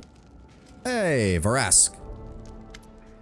The Hackfort bows diligently. Your Grace, I come bearing gifts. The Primal Hide. All right. Keep at it. Don't know what that one does, but we'll see. The Primal... We also have the Half-Plate of Hatred. This +2 half-plate armor. Its enhancement bonus to AC increases to a +4 against orcs, giants, and goblinoids. Might actually be useful against, might actually be useful for some people. Also, Lindsay. Oh, no, that's a... Okay, no, that light shield is worthless. Never mind. And the Jester's Vest will just improve the enhancement bonus on it if we want to, because her being able to cast Hideous Laughter with a higher DC is always useful. What is Primal Hide? +2 luck bonus on all initiative and perception checks. It would be very fitting for Amiri to have something like that, but this also is just a straight up not as good. How does it look on her? Oh, that is very Amiri coded for armor. Huh. But I'd rather Amiri have more effective armor. Sorry. Okay, so we'll store the armors in case I find somebody who can make use of them. Let's go ahead and throw that in there and throw that in there, but these can get sold. Full plate +2, half plate of hatred. Actually, no. Yeah, we're gonna sell the half plate of hatred. There's really not much I can do with that. It was probably meant for like Harim, but with Harim being a war priest with the Sacred Fist, he doesn't need heavy armor. So we can sell that. We can sell that Great Club. Anything else? All right, 12,000 gold from that. And then I do want to check, does anybody else need +2 natural armor amulets? Nope, Lindsay already has one. She's got a different amulet. He's got the same amulet. She does as well. There we go, the sisters. There we go, only one of them needed that. Headband of Vast Intelligence. You already have one of those. You already have the +6 version, and you have a +4 version. And Jubilost has his Professor's Hat, which has been upgraded to +4. So we don't need any of these. All of these can be sold. Does anybody need the Charisma helmets that I have sitting in my... He's already got a +4. She's got a +4. You guys already have that covered. Lindsay has her hat, but she also has the Ring of Reckless Courage, which does give her a +4. Ekun has his Wisdom. You have your Wisdom. Mary's the only one I haven't actually done. I should probably... The problem is I haven't found a better helmet for her, really. Maybe I should just enchant the Staglord helmet with a +2 wisdom so that she gets her will save higher. But, right now, no, we don't need those. So both of these... Still worried I might need that Longshank Bane when we start... Because if I remember correctly, when you go to deal with Pitax, most of your enemies are humans and, like, humanoids. So having a weapon on hand that we can enchant to make really good against them might actually be good. So we have 2 spare headbands of Alluring Charisma we can sell. We've got all that. That's another 14,000 gold. We have over 266,000 gold in the treasury now. That's a right proper fucking treasury. Hey, the Magister and the Astrologist came together, announced a drought, which will cause a huge fire. In addition, one of the largest ore mines in Gault will soon be depleted. Now is the chance to save up some ore and sell it later for a great price. The Magister is taking all of the appropriate measures. Nice. Community, loyalty, economy, relations, and arcane. All right, so 1 day for Tristan's event, 2 days for her, 6 days for him. We do have to go to the whatchamacallit. Right? Varnhold vanishing, right. Oh, right, duh. I literally said it when we were on our way back and then I didn't do it. The guy in the tavern who was looking for signs of his great-grandfather. Keep forgetting about this guy. To be fair, I wish he would just hang out in my keep rather than in the tavern. He is a foreign dignitary of sorts. We could give him a room, I'm sure. Take a look at this letter. It's related to your family, and I found it on a dead body lying in an ancient Cyclopean tomb. Edris grabs the letter eagerly and starts reading it line by line, faded though it is from time. A tomb of Cyclopses. Looks like you shed light on one of the secrets of our family. The bones you found were most likely the remains of my great-grandfather, Mathian Hanvanki. Ah, the picture's perfectly clear now. If only this ill-conceived letter had been lost to time. If my poor brother hadn't found it and been infected with such a deadly craving for adventure... Your Grace... Today I shall be leaving your barony for Grelton, the city in which from this day you shall have a loyal friend and ally. Research into the nature of curses, the Hanvanki family, nice, and Ring of Improved Proficiency. Edris gives you a bow and leaves the room. What does that ring do? This ring grants its wearer a +2 deflection bonus to AC and a +1 competency bonus on attack rolls with melee weapons. Okay, okay. It's not as good as his deflection, but giving him an additional +1, given that he's a rogue, is not a bad idea. Failing that, we could give it to Ragongar or to... Actually, she might be the better choice. Yeah, because Inquisitors don't get... Yeah, Inquisitors don't get full BAB, so this would actually help her with that. So we're going to go ahead and replace her Ring of Deflection with the Ring of Improved Proficiency. So she gets the deflection and she gets an additional +1... Oh, wait, what? +1 competency bonus on attack rolls with melee weapons. Not seeing it in there, but it might be a case where it only activates when you actually swing with it. Maybe. We'll see. Either way. How much is it worth, now that I think about it? 1,700. Okay. Wow, wait. Ring of Deflection +2, 2,000 gold. Ring of Improved Proficiency, which gives a +2 deflection bonus and a +1 competency bonus to attack rolls, 1,750. That doesn't make sense. That does not make sense. That straight up does not make sense. Okay. Oh, one thing we do need to do, now that I think about it, we need to start prepping Amiri for her fight with Armag, because Armag will be a problem later in the chapter. So I want to keep her with the Earthbreaker, and I don't want to touch her ginormous sword because if I recall correctly, this thing gets its own upgrades later in the chapter because it will be dealing with her tribe again pretty soon.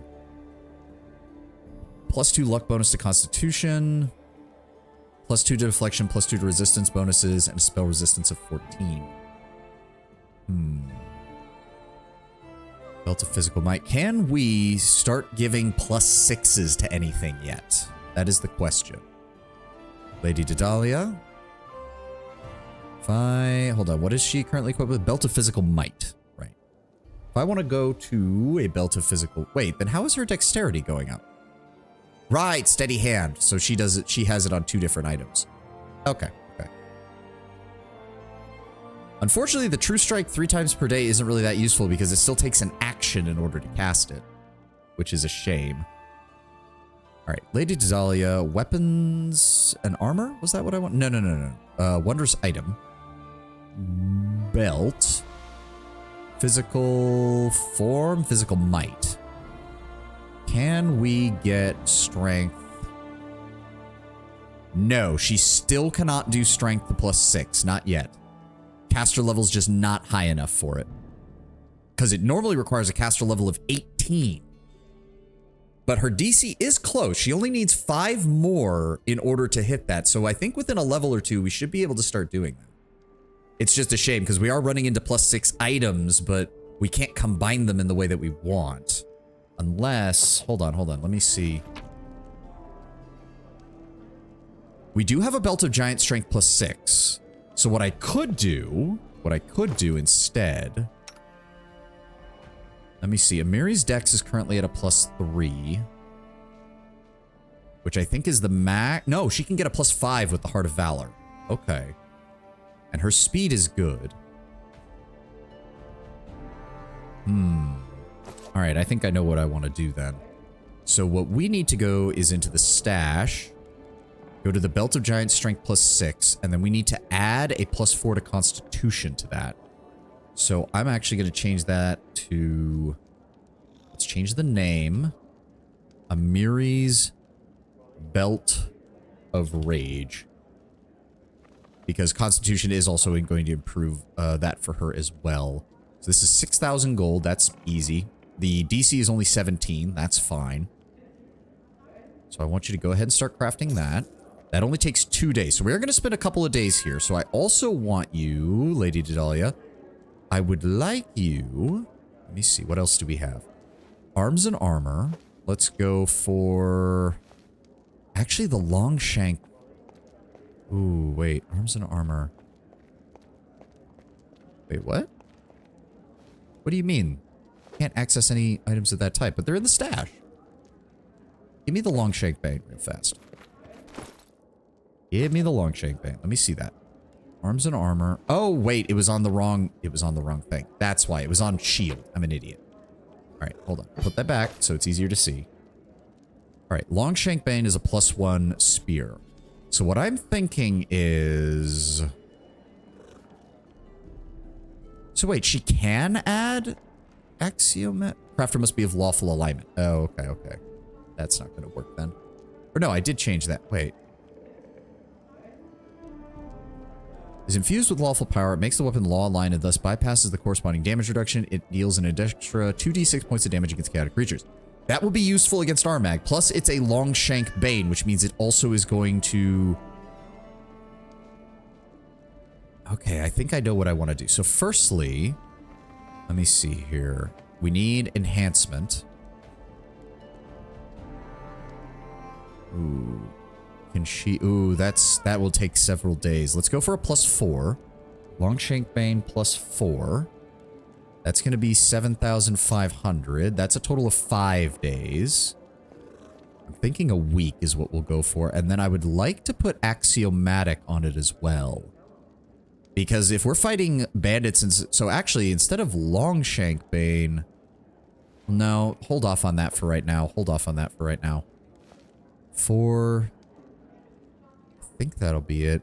So if that's the case, we want to do a haste on it as well. Haste costs a lot of money, but it's actually very easy for her to cast. Yeah, it's going to cost a lot of money, but that's fine. Haste is still one of the best choices anyways. Okay, yeah, 5 days. Good, good, good, good. So that will make Amiri... That will basically be Amiri's backup weapon for when we're fighting anything that's human. And we also have research into the nature of this thing. We do need some BP for this, unfortunately. Divine +3, Arcane +3. Some believe the misfortune that has beset the Hanvanki is a result of a curse. This might prove looking into. Let's go ahead and do that. Hold on, hold on. Right, how much do we need? 175, so we need 64. No, 54. Right? No, 64. I'm an idiot. Doing the math wrong. go. Start project. 22 days for that. That's fine. Fortunately, yep, can't do anything else. Start working on that. Decided to hold a big hunting tournament. However, on the day of the tournament, only a few participants showed up. It looks like most of the barony never learned about the tournament. God damn it, Tristan. At least you didn't fuck it up. Like, we didn't take any stat penalties. We only just didn't get much advantage out of that, unfortunately. All right, I did hear the crafting sound, so which part of that got finished? Oh, Nazriel, what do you want? Or no, not Nazriel, Chemo. Oh, more quivers of ultrasound arrows. Yes, keep making me quivers of arrows. Those are good. Those are really good. Just keep making arrows for me. All right, and there we go. Amiri's Belt of Rage, which should be in the stash right now. There we go. I'll go ahead and grab that. Amiri, let me go ahead and give you this, please. So this should get her to a 28 in strength. There we go. 28 in strength. What else can we add to her? I mean, she's going to have Colossus Ring, Stag Helmet. The thing is, her defenses are not very good. Honestly, we're probably going to have to do the exact same thing that we did with Valerie. And quite frankly, what we should do for all of our frontliners, which is just constantly give them items that give them displacement and mirror image, because displacement and mirror image is the best way to make an actual tank on the front line. Mirror image absorbs the hit, and displacement makes it so that the enemy misses 50% of the time no matter what they do. It's hard to have that beat. Oh, and there's the ad. All right, so we're going to hold here for a moment. You know the drill. Snack, drink, the usual. I'm going to go refill my water and be right back, and I'll probably start working on figuring out what I want else to be enchanted on Amiri, because we need to improve her. All right, I'll be right back.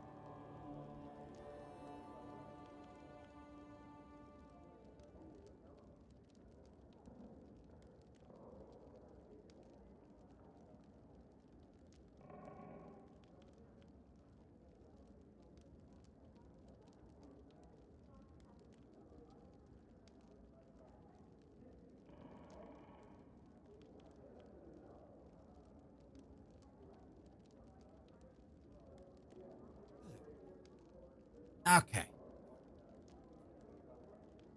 Let me see here. While the ad is still going, I think what we also need to do, 5 days there, 3 days there, I'm going to need you to make me a cloak, new item, cast spells per day. Where is it? Displacement. Caster level of 10. And we want to do 4 times per day. There we go.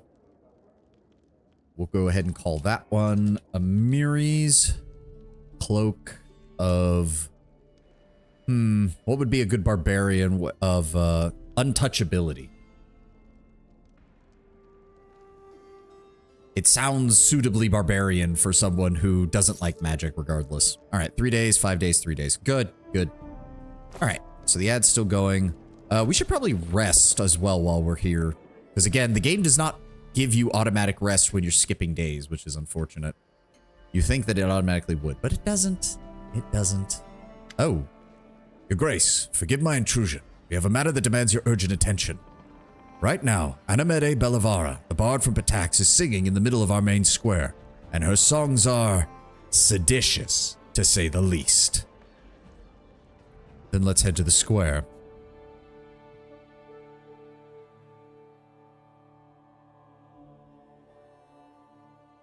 Oh, King Iravetti, I was so nice to your previous diplomats, and now here you are causing problems.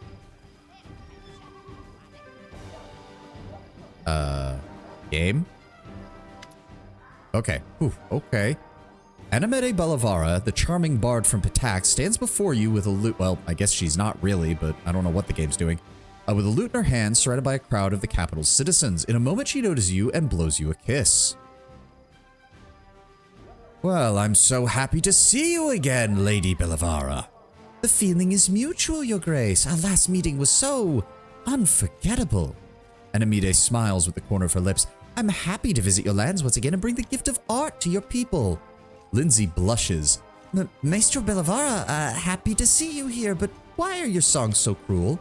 Our charming Animede might wish to tell the Baron what kind of so-called art she's been choosing to entertain her subjects with.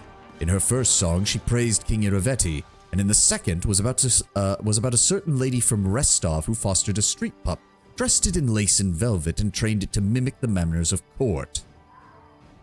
I find these allusions inappropriate and offensive. Now, wait a second, Casil.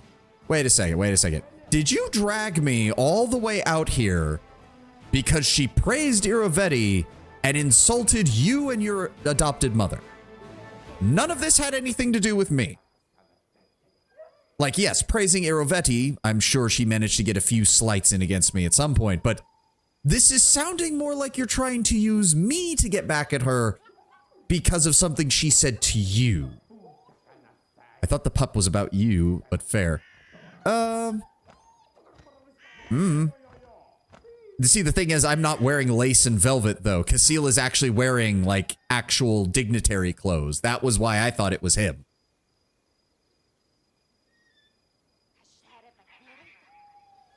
Bards can sing whatever they like. We cannot punish them for that. Yeah, no. In my opinion, the song is great. I won't tolerate that. Guard sees her. Lady Balavara, I'm going to give you a single opportunity to be more respectful in your statements. Consider it recompense for the fact that you obviously are not quite aware of where you are located right now. My dear Baron, I am but a humble bard. My songs are just an innocent way to make people smile and lighten the mood. Though if someone feels offended by my show, that someone can always demand satisfaction at the Rushlight tournament in Patax. 'Tis an honest competition, word against word and talent upon talent. That is the place where one may demonstrate his or her prowess. And what is this Rushlight tournament? How could you not know? 'Tis one of Patax's greatest traditions. Once every few years, the King of Patax will announce the date of the tournament. We greet all guests from around the River Kingdoms upon the banks of the Rushlight River. The whole day of the tournament is full of mirth and spirit of competition, and everyone has a chance to prove themselves. Fighters, archers, singers, storytellers, even the fans of strong drinks. Indeed, the drinking competition is an important part of the program.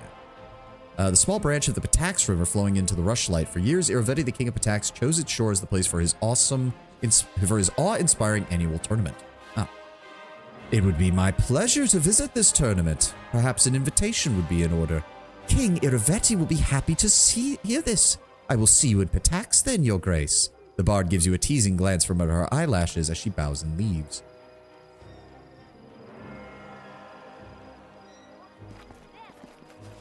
Yeah, no, I actually kind of find that it would be more interesting if it was her singing about Casil and then he tried to use you to get back at Iravetti. Because that does sound... It sounds suitably lawful, but it also sounds like something the Sword Lords... Because the Sword Lords' whole thing is that they have so much pride in what they do. That I'm not surprised at all that that would be something Casil would do. That said, I don't think the Rushlight tournament starts until the next chapter, so... That's gonna be a while. The Grand Diplomat promised the Druman Embassary a new luxurious cabbage. Their inspection will begin in a few months. Economy, relations, stability, and 3 people. Thank you. Visitor has met with the Baron. Relations and culture. People from beyond the forest. Hunters have found a small village in the woods. Its denizens have lived in isolation for dozens of years. They speak a strange dialect and look like brothers to each other and have never heard of the Staglord or the Baron. Who will tell them they are not free people occupying no one's lands as they thought only yesterday? Send Tristan. I'm sure he'll be able to negotiate with them. We'll save up for this. Well, how much money do we have? 220,000? Who has to do this? It would be Valerie. Okay, hold on. Go ahead and... How much do we need? 97? Oh, it's not going to go back around to 9. Fine. I'll go ahead and buy that. No, not that. Where? Oh, God. No, no, because it's going through the whole thing. There we go. Faster development. Start project. Okay. And we still have items to make? We do still have items to make. All right. Skip day. There we go. The High Priest immediately identified the new teachings as a demonic cult. The leaders of the demon worshippers were arrested, and during one of the rituals, the chastened citizens have returned to their temples. Damn, you have to be doing something fucked up if Harim of all people is like, oh no, that's actual demon worship. We need to stop that. What did you find, Harim? Were we dealing with like child sacrifice or something? Terendil, we arrested a strange man. He was making a map of our rivers and bays. Upon his capture, he shouted that he serves the Black Marquis and was sent to create a map of the local trade routes. But pirates are full of guile, and this map might not be used for trade, but for raids. What are we going to do with him, given that he's admittedly serving another king? Worse, we found furry porn. Oh, God.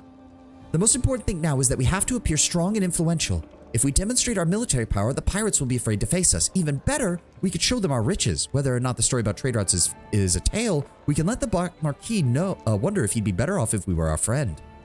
Tell me about this Black Marquis and his protectorate. Once, a Chelish pirate named Morgan the White visited the village of Dreadbridge to rest and replenish his supplies. He settled there over time, and in time decided to build a whole pirate nation. Those joined him began to collect duties from foreign ships, but they never touched the ships of the River Kingdom.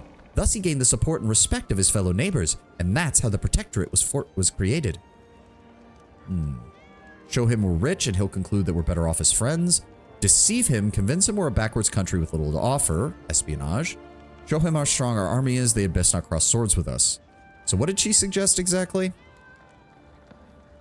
If we demonstrate our military power, the pirates will be afraid to face us. Even better, show them our riches, whether or not the story about trade routes is a tale. We can let the Black Marquis wonder if he'd be better off if they are our friends. I mean, from the reading of this, it sounds like that would actually be good because they're smart enough not to bother the rest of the River Kingdom. So if we prove that we're abiding by their customs, they're more likely to treat us the same as the other River Kingdoms and not deal with our ships. So yes, show them we're rich and that trade will be of a benefit to the both of us. Though make sure that when we when we show them such riches, that the military is not far away. No reason not to take advantage of both such things. Great! When we show off our riches and convince the pirates to trade for us, not fight, I can't wait for an opportunity to chat with the first captain who brings us their goods.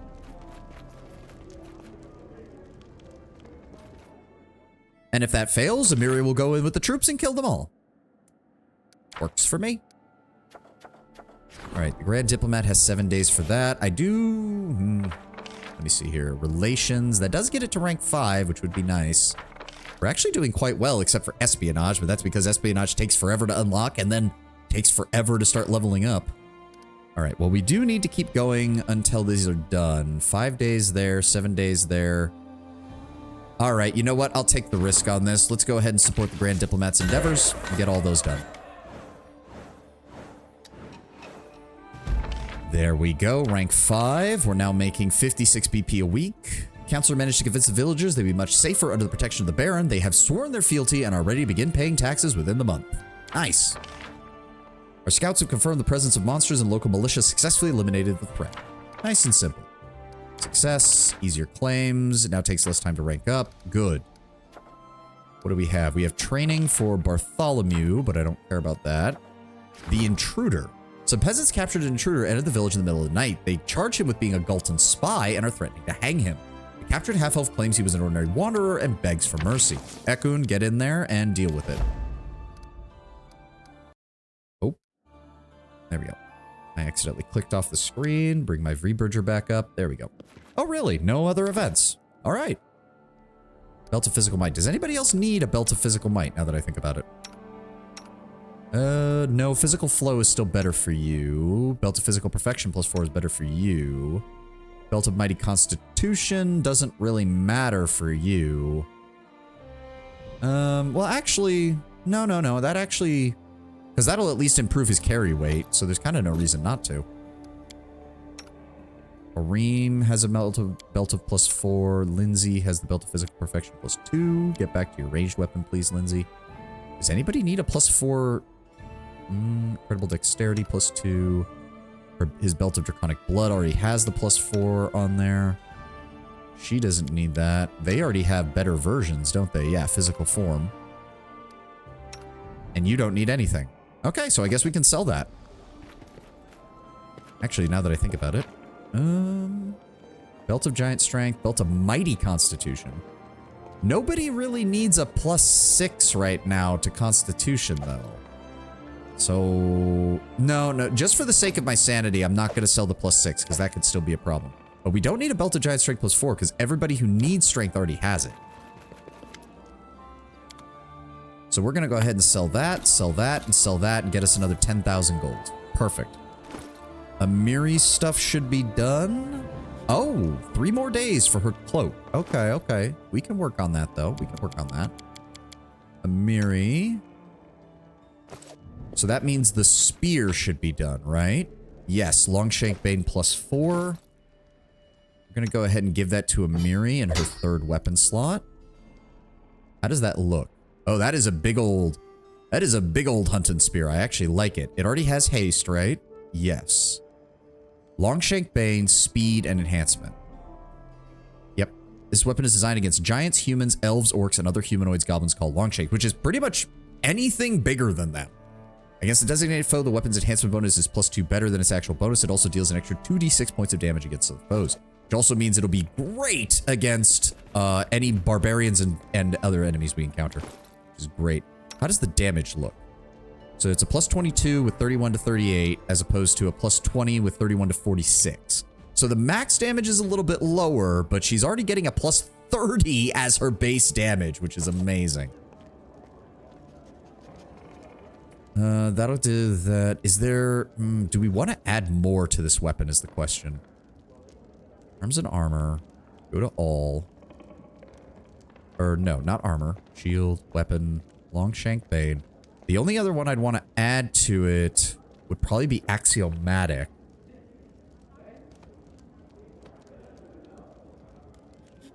Having Amiri be better against other chaotic aligned creatures would be nice. Vicious is actually not a bad idea either. So that's a +1. So hold on. The speed was a +3, I think? Or was it a +2? Hold on. Go to somebody else's thing. I need to see what speed. Yeah, speed is a +3. Okay. So we couldn't do... If we do axiomatic, that's going to be the only other upgrade we can give it. Or we could go with vicious and holy to kill, like, evil. But that's not going to work as well. Delivers a potent kinetic jolt, dealing damage as if the weapon were one size category larger. That is a +2 equivalent, though. It's not as good. Interesting. So, wait. Hold on. So she can definitely go above a +5 enhancement, but she can only do it for actual weapons, not my character's stuff. So if I go to say, yeah, if I go back to wondrous items, amulet of mighty fist +5, and then go to speed. Yeah, it won't let me. That's annoying. I can add natural armor. I can add abilities to it, but I can't actually add any. That's annoying. Oh, well, there's nothing I can do about that. All right, yeah, go back to here. Weapons. Longshank Bane. Vicious might, because I think her damage reduction would counteract the 1d6 points of damage to the wielder. That would extend the range. We could also give it Furious. Lord Brownbear, if you're there, does Furious go above +5 if an item is already enhanced to an enhancement bonus of +5, does Furious raise it to a +7 when she's raging? Because that would be good. Is it sad that I looked over the Steam store as the autumn sales have started? And guess what's at the top of the top sellers? I I don't know. I don't know. I haven't even looked at the Steam stuff. Oh, I should see if Claire Obscura is on sale. I'm going to need to get that for when we're finally done with Pathfinder. She already has the ability to do Ghost Touch, so that's not necessary. EA Sports FC 26. Oh, yeah, football games, of course. Yeah, I don't want to waste another 7,000 on getting it to a +5 just yet. Thundering. Okay, so Vicious might be the best choice. Again, because she does have the... I think her damage reduction will prevent the 1d6 points of damage to the wielder from even happening. She's already got like 4 or 5 points of damage reduction. And she's going to get more by the end of the game. Yeah. Claire Obscura is currently at 10% sale. Okay. We'll see. 10%'s not a whole lot, but then again, the game's not that expensive to begin with, so... Still. Something to keep in mind. It's a choice between Vicious and Axiomatic. Axiomatic has no real downside, but is going to have a lower range of targets, but Vicious basically allows me to attack anything else in the game and still deal damage to it. It also means that if she's fighting a human, she's going to be getting an additional 4d6 damage between Vicious and Longshank Bane, which is not bad. All right. And in fact, if we do that, I'm going to change the name. Amiri's Hunting Spear. No, Amiri's Bane Spear. There we go. There we go. 3 days each for that. That's fine. We've got time for that. We've got time for that. All right. 1, 2. Oh, the guard captain has brought the instigators to this. There's a scandal in the capital. What the fuck's going on? Bring me them. Oh, who's this? The captain's usually untroubled face is dark with rage. Your Grace, forgive me for distracting you from important matters, but you're the only one who can stock some sense into these hotheads. They had an argument in the middle of the street. Yelled so much your subjects called the guards, but what can I do about Lady Valerie? Veld hasn't done anything illegal. It's not like I can put them in jail. Valerie, speak. Explain yourself. It's worth noting that you're most likely not going to get a better sale before Pathfinder finishes. Yeah, the only thing I could think of is... Again, I don't really know anything about Claire Obscura's story, but I've heard it's sad as fuck and the world is dark and depressing. So part of me was thinking maybe they might put it on a higher sale for Halloween, when Halloween rolls around, but I don't know. Valerie looks down ashamed. I humbly beg your forgiveness, Turandil. I failed to control my temper and besmirched not only myself, but you as our leader. The girl casts a burning gay glance at the man in sophisticated attire standing beside her. Unfortunately, I was provoked. You'll be playing Darkest Dungeon during Halloween anyways? Yeah, I know. That's why I'm thinking, like, if...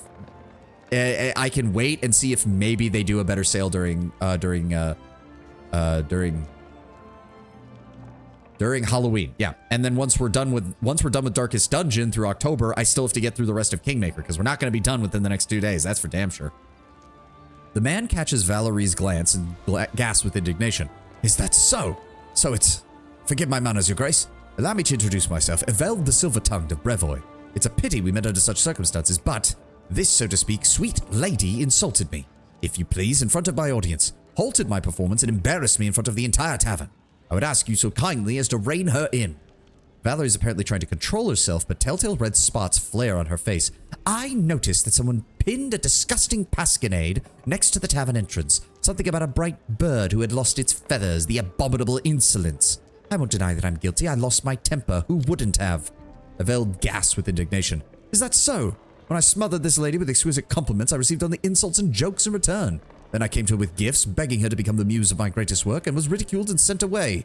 Now, the moment I start to pursue my art away from this good lady, she seeks me out and says that I am guilty of spiteful slander.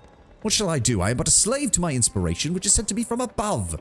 Eveld smooths down his hair and adds, and while we are on the subject of poetry, mine is not half bad. Eveld, answer truthfully. Did you write the pasquinade about Valerie? Eveld clasps his hands to his chest ostensibly. I ask you to forgive me. Who would I be if I stooped to such low attacks? I won't deny that the cautionary tale of this lady could inspire me, How can you listen to this featherbrain? Of course, in the face of justice, he's trying to disown his own parents. And if I am allowed to continue, let me say that this pasquinade was devoted to the sad position of the arts in this land. Forgive my frankness, your grace. The good lady is unlikely to understand what allegory and poetic hyperbole are. Oh, popcorn? Yeah. The captain shakes his head. Don't even try, your grace. I'm afraid even Abadar couldn't get to the bottom of this ball of accusations. Eveld, you'll apologize to Valerie. Valerie, you overreacted. I don't care who said what to whom. Valerie, you have no evidence that the poetry was exactly about you. Eveld, you have no proof that Valerie was going to do anything more than berate you occasionally. That you moved away from her is to be commended. The fact that you then got into an argument with her regardless in the middle of the street does nothing for either of you. Make peace now in front of the Baron, and then Valerie, you will avoid going anywhere near Eveld. Is that understood? Valerie almost screams, I am not going to make peace with this worthless paper stainer. Let him spend his useless time insulting his other bootlickers. Your tongue befits your beauty, my sweet. Truly, that is a beautiful flower's bud worth if it is worm-eaten and empty on the inside. Enough, both of you. First, you scared everyone at the tavern thinking they were going to start a fight. Now you're embarrassing yourself in front of the Baron. Both of you apologize, if not to each other, then at least to his grace. I apologize, and I do not know what got into me, your grace. Forgive me this scene. Please forgive me, Lord Terendil. Perhaps I should leave, calm down, and come to my senses. Thank you. Thank you, your grace. I've let some steam off, and they worked some of these things out. At least now I can let you go, and hope that they won't scare any more good people. Your grace, though, if I may speak, please keep an eye on Valerie. I don't know what demon has got into her, but she has not been herself lately. At first, she would just snap, but then she started getting into fights with anyone about stupid things. And now she's dragged a bard out of the tavern by his collar. I'm afraid it might come to real violence. What do you mean she hasn't been herself? She's gotten defensive. I can't say a word to her. Every one of my guards has had to be careful around her since she... The captain runs a finger across his face menacingly. Look, I'm close to ordering my lads to keep an eye out for her in the streets to make the common people's lives a little bit calmer. That's how bad it's got. You really think she could have hurt someone? I wouldn't say that. This is Valerie. But the Valerie I used to know would never harm anyone without very good reason. That old Valerie seems to be gone. She's angry, and I don't know what to expect from her. I'll talk to her when I get the chance. If I were you, I'd also talk to the storyteller. One of the lads saw her arguing with him quite vehemently a few days ago. I have no idea how anyone can have a fight with such a harmless old man, but she did. The captain bows, finishing the conversation. Nostalgic Cox and Crendor faces. Yeah, that's some good stuff. Jesse Cox has always had pretty damn good emotes and stuff that he's done. There we go. All right, no other updates. We're still waiting on that to do, and we're still waiting on the equipment to get made. There we go. Storyteller. What's going on? The captain of the guard told me you had a fight with Valerie. The storyteller lowers his hand sorrowfully. Alas, this is true. Believe me, I did not wish a fight, but my feeble curiosity apparently wounded her pride. I will apologize to her the first chance I get. Enough about that, storyteller. What was the fight about? Gotta talk to your fiery knight. Yep. I asked Valerie if she still had anything related to the Eternal Rose Order from back when she was a novice. 'Twas an innocent question. I did not mean anything by it, but she took it as impudence, insult. Oh, do not blame her. I am to blame for asking. Do you think Valerie's been acting strangely? I'm not sure. We are not that close. She has no interest in the things that matter to me, and I prefer the world of ancient heroes and old legends, not the fuss of the here and now. I don't have an answer to your question, I'm afraid, your grace. But I do know those who consider Valerie a close companion might be hurt by her words. Yesterday I talked to Lindsay, and when I mentioned Valerie, I heard sorrow and tears in her voice. Perhaps your tireless chronicler is having a tough time for the very same reason that you have honored me with your visit today. All right, Lindsay. Where's she at? I thought Lindsay hangs out in the... Where is she? In due time. What the fuck? Lindsay, where the fuck are you?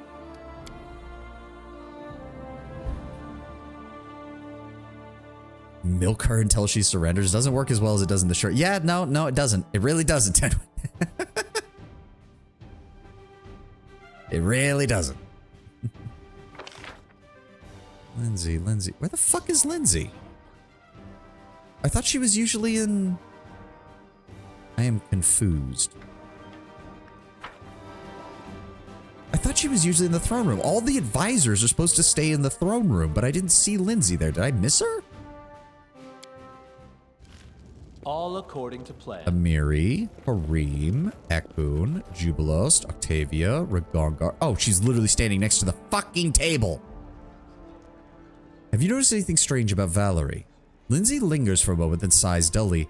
Yeah, I had a fight with her, a big one. Well, I wanted to talk to her about the best way to describe her hair color in the book, and she said my book was trash, and it'd be better if I busied my time with... Ugh, I won't even repeat it. No. See, this is what I mean by lawful stupid. I completely agree with her. No, she's writing our book, our story. Why would a character as prideful as a dragon, who's lawful evil, say that he doesn't want to be remembered and immortalized in a fucking novel? Like, that's not lawful evil, that's just stupid.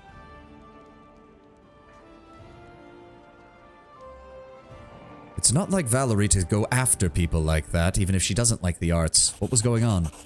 I mean, I wasn't hurt, so it doesn't really matter. To be honest, Valerie just hasn't been acting herself lately when she's not out adventuring.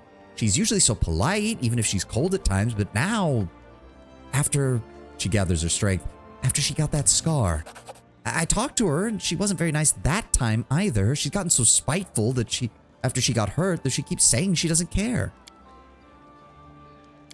Yeah, okay. Now we can go talk to Valerie. She was hidden behind the candles. Apparently. I was just blind. Ugh.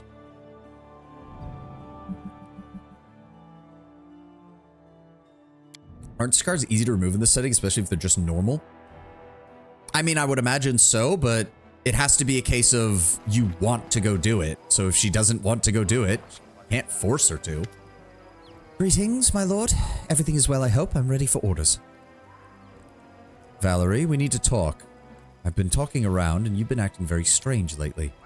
If you're going to bring up the scene in the throne room, please, sir, do not waste your breath. Eveld completely deserved that speech. The guard of the captain said you were taking it out on random people in the streets, including our citizens. She narrows her eyes. So, the captain of the guard thinks I'm incapable of carrying out my duties to you and your subjects. Perhaps you should change his armor for a judge's mantle if he's ready to declare such verdicts.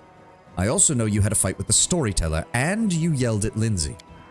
Storyteller? What business is it of his if I have anything left of the order? Does he imagine I'm still carrying around Shellen's radiant face as a souvenir? And as for Lindsay, she knows full well how her constant babbling about her book irritates me. Why did you think that pasquinade next to the tavern entrance was about you?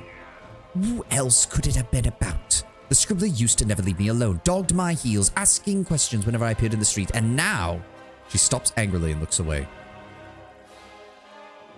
Valerie, I want you to listen to everything you just said. Why is this bile here? I am attempting to help you as your liege lord, and you are responding to me as if I have accosted you on the street as a ne'er-do-well. Valerie twists her lips and looks away, as if she wants to end the conversation. I will wait. After a few moments, she finally starts talking again, her voice sounding softer. Please forgive me, Your Grace. I understand your worries. My behavior over the last few weeks has left much to be desired. I don't know why I'm doing these things. Lindsay thinks you're concerned about your scar. Typical of her. A superficial opinion, a superficial conclusion. She sighs. Forgive me. It is difficult to admit I was wrong, and Lindsay is right. She hesitates once more, lifts her hand and touches the scar on her face. Ever since it appeared, it is like the world around me has changed. Wherever I went before, my admirers, my followers, the bards, they used to follow me around, and now it's like I'm invisible. I see how those I talk to are trying hard not to look at it, and it undid me. She stops again, absolutely running the tips of her fingers over the scar on her face. She finally pulls her hand away and looks at you. I had never seriously imagined what would happen if I lost my beauty. I thought my actions would speak much louder than my appearance, but now I'm having doubts. In this and in everything else, I keep telling myself. You've always said that your beauty wasn't what was important about you. Are you really letting this change your views on it? Valerie looks at you pensively for a few moments, then shakes her head. No. If I am to break when someone looks at me askance after everything I've been through, then it means I've never actually been worth anything. I may as well have stayed with the Order and lived meekly by their orders. Ah! She straightens her shoulders and looks around with determination. I should not have wasted time on these useless thoughts. I promise you that you will not be bothered again by complaints about me, except perhaps for those who truly deserve a harsh response. She nods to you. Thank you for this conversation. I knew you would support me. That didn't sound like a confirmation that this is handled. That sounded more like a, I'll try harder not to be an asshole. But you said that before, and next thing I know, you're arguing with Lindsay and the storyteller of all people. I have a feeling we're not done here. That said, I think Valerie's main problem, when suddenly something is gone, you suddenly miss it. Well, I don't think it's that. It's that she defined herself as not caring about her appearance because other people cared about it. That is not far. She's having cognitive dissonance now that other people also don't care. She's spent her entire life defining herself by something that she did not want, and now that she doesn't have it, she's not sure who she is anymore.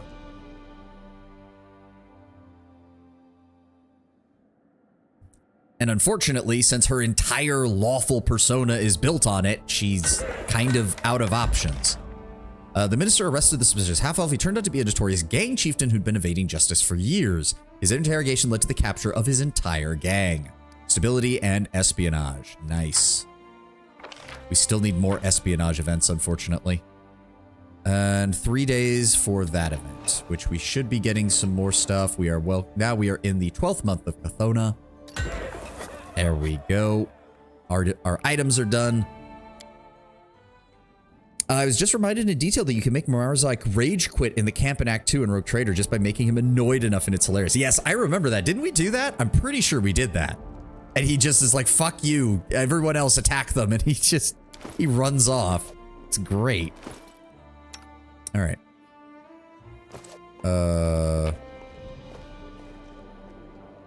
Wait, where is the... There it is, Amiri's Cloak of Untouchability. There we go. Perfect. And that gives her the ability to cast Displacement on herself, which is very much needed. And then her main weapon right now is the Longshank, her hunting spear. Oh, wow, look at that thing. It's literally covered in spikes now because of the vicious upgrade. That is actually really cool. I like that. I like that a lot. Do I wanna... hold on. Is there anything I need? Built to Physical Perfection 4. Persuasion's already pretty high. We can't do anything with enhancement. I know where she could stick that spear. Oh, the Boots of Kingly Stride. Well, no, honestly, our movement speed is not bad right now. 45 is not that bad. Fast movement. Really? Oh, fast movement is not an enhancement bonus. It's its own thing. Oh, that's actually quite nice. That's actually quite nice for her. Let me see here. Lost Relic. Varnhold Vanishing. Yoth gave us a clue as to where to look. The Valley of the Dead. Wait for the garrison from Cheliax. 183 days for the curse. Unicorn Horn. Raise the barony stats. Annexation.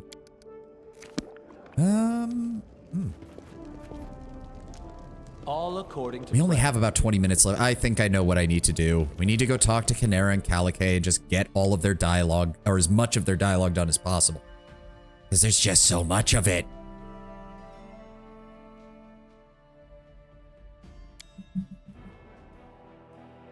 Because I don't think you need much else. I don't think we need to do anything else with the Sweet Teeth, because they've already handled all of that. Oh, it's actually snowing now.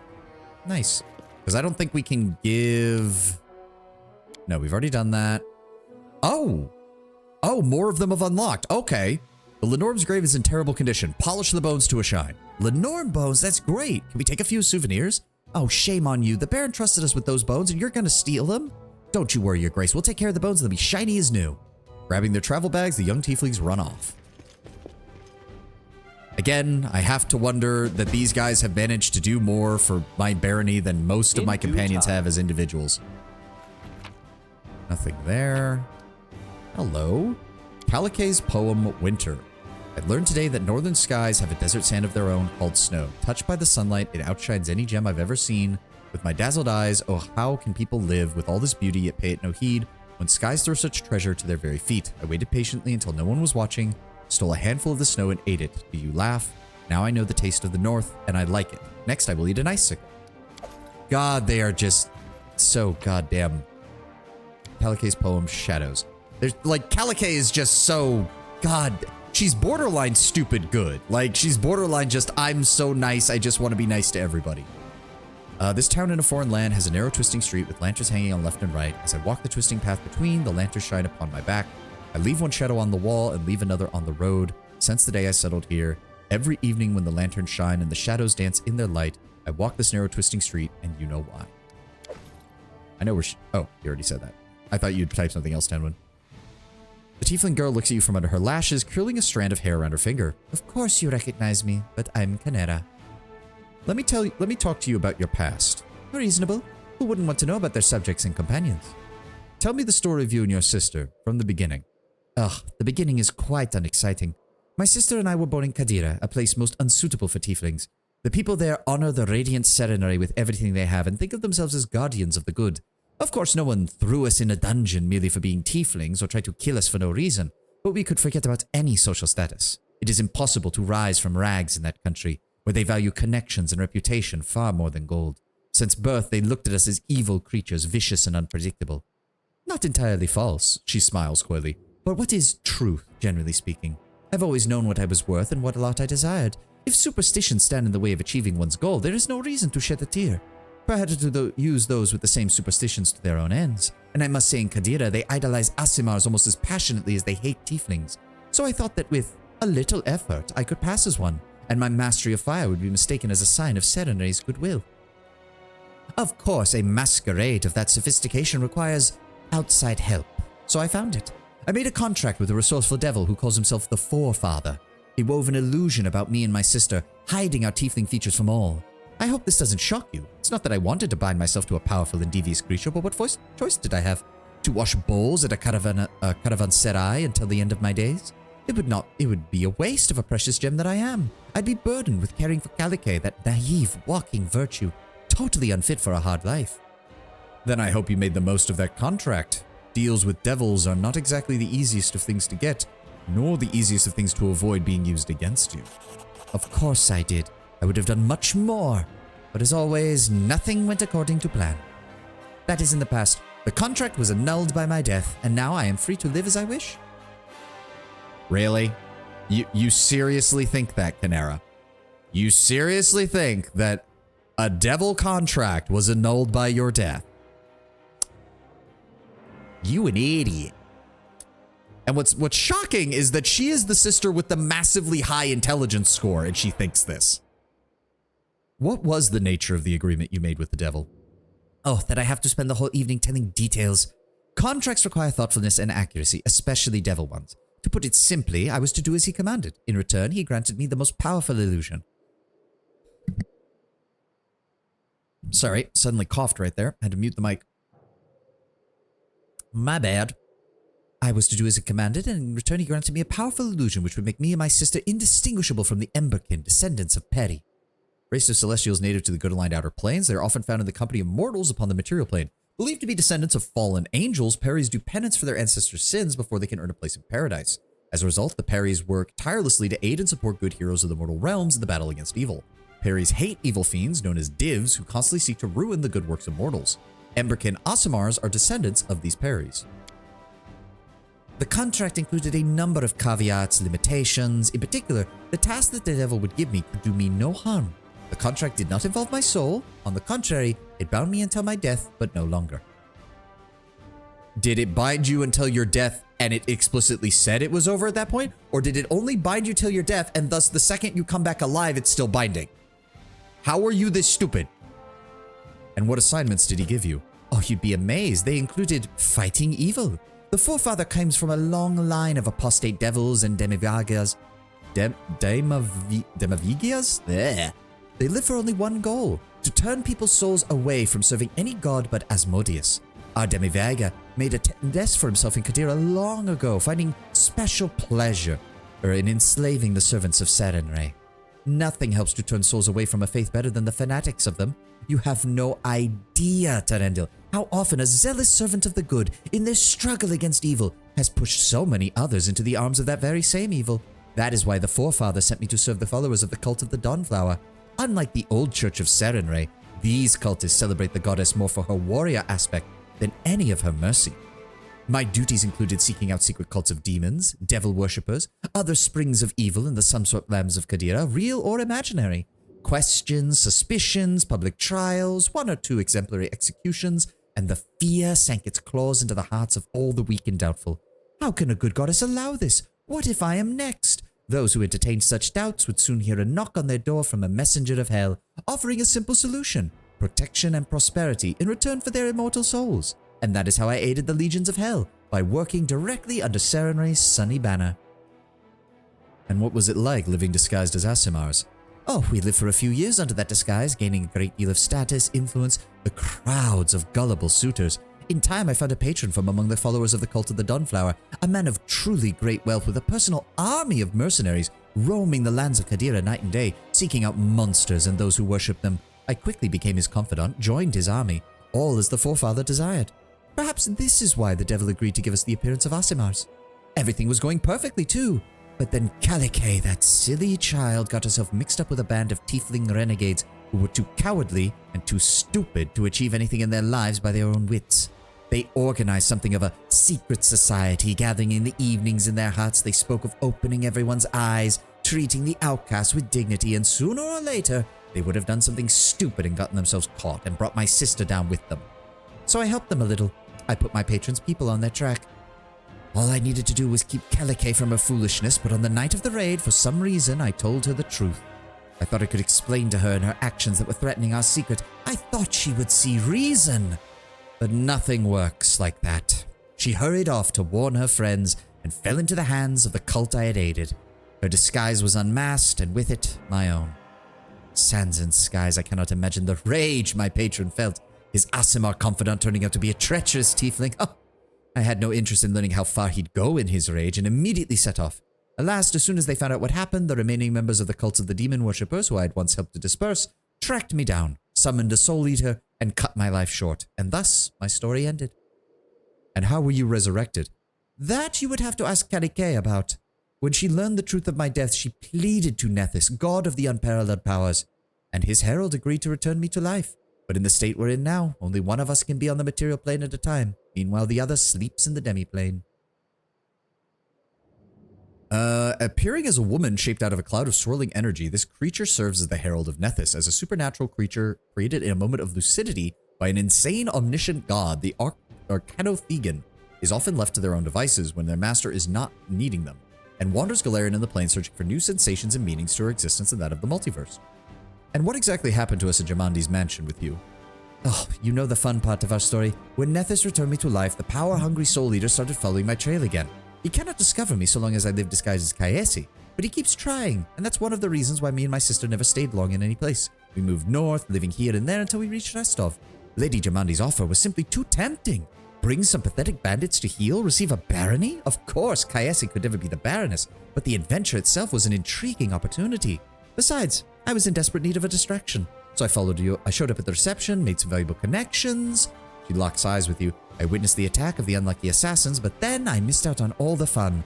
The moment I ran through the fire at the mansion, I was whisked away and Kalikay came forth to deal with the consequences, and you know the rest. Thank you. Now let's speak about you specifically. Oh? How does it work, you and your sister living in turds?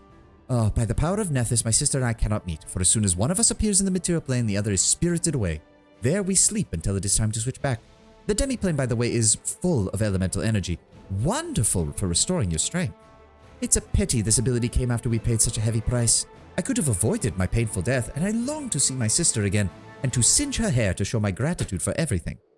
Despite her vitriol Chimera's size with sorrow and seeming tenderness, the demi-plane nourishes us and keeps us from all kinds of trouble. But the price... It is hard to live and make plans when at any moment you may be pulled from reality, only to return a few days or even weeks later. I am glad that thanks to you, we now have at least learned to control the process a bit. And how have you been finding the stolen lands? I prefer large and bustling cities to backwaters, but the chance to build an entire nation from nothing is tempting. I do not like chaos. Though I have learned at times I won't be able to play by the rules, so here is my answer. With the right effort and some right investments, your dominions may be truly come something someday. And what is your opinion of your sister?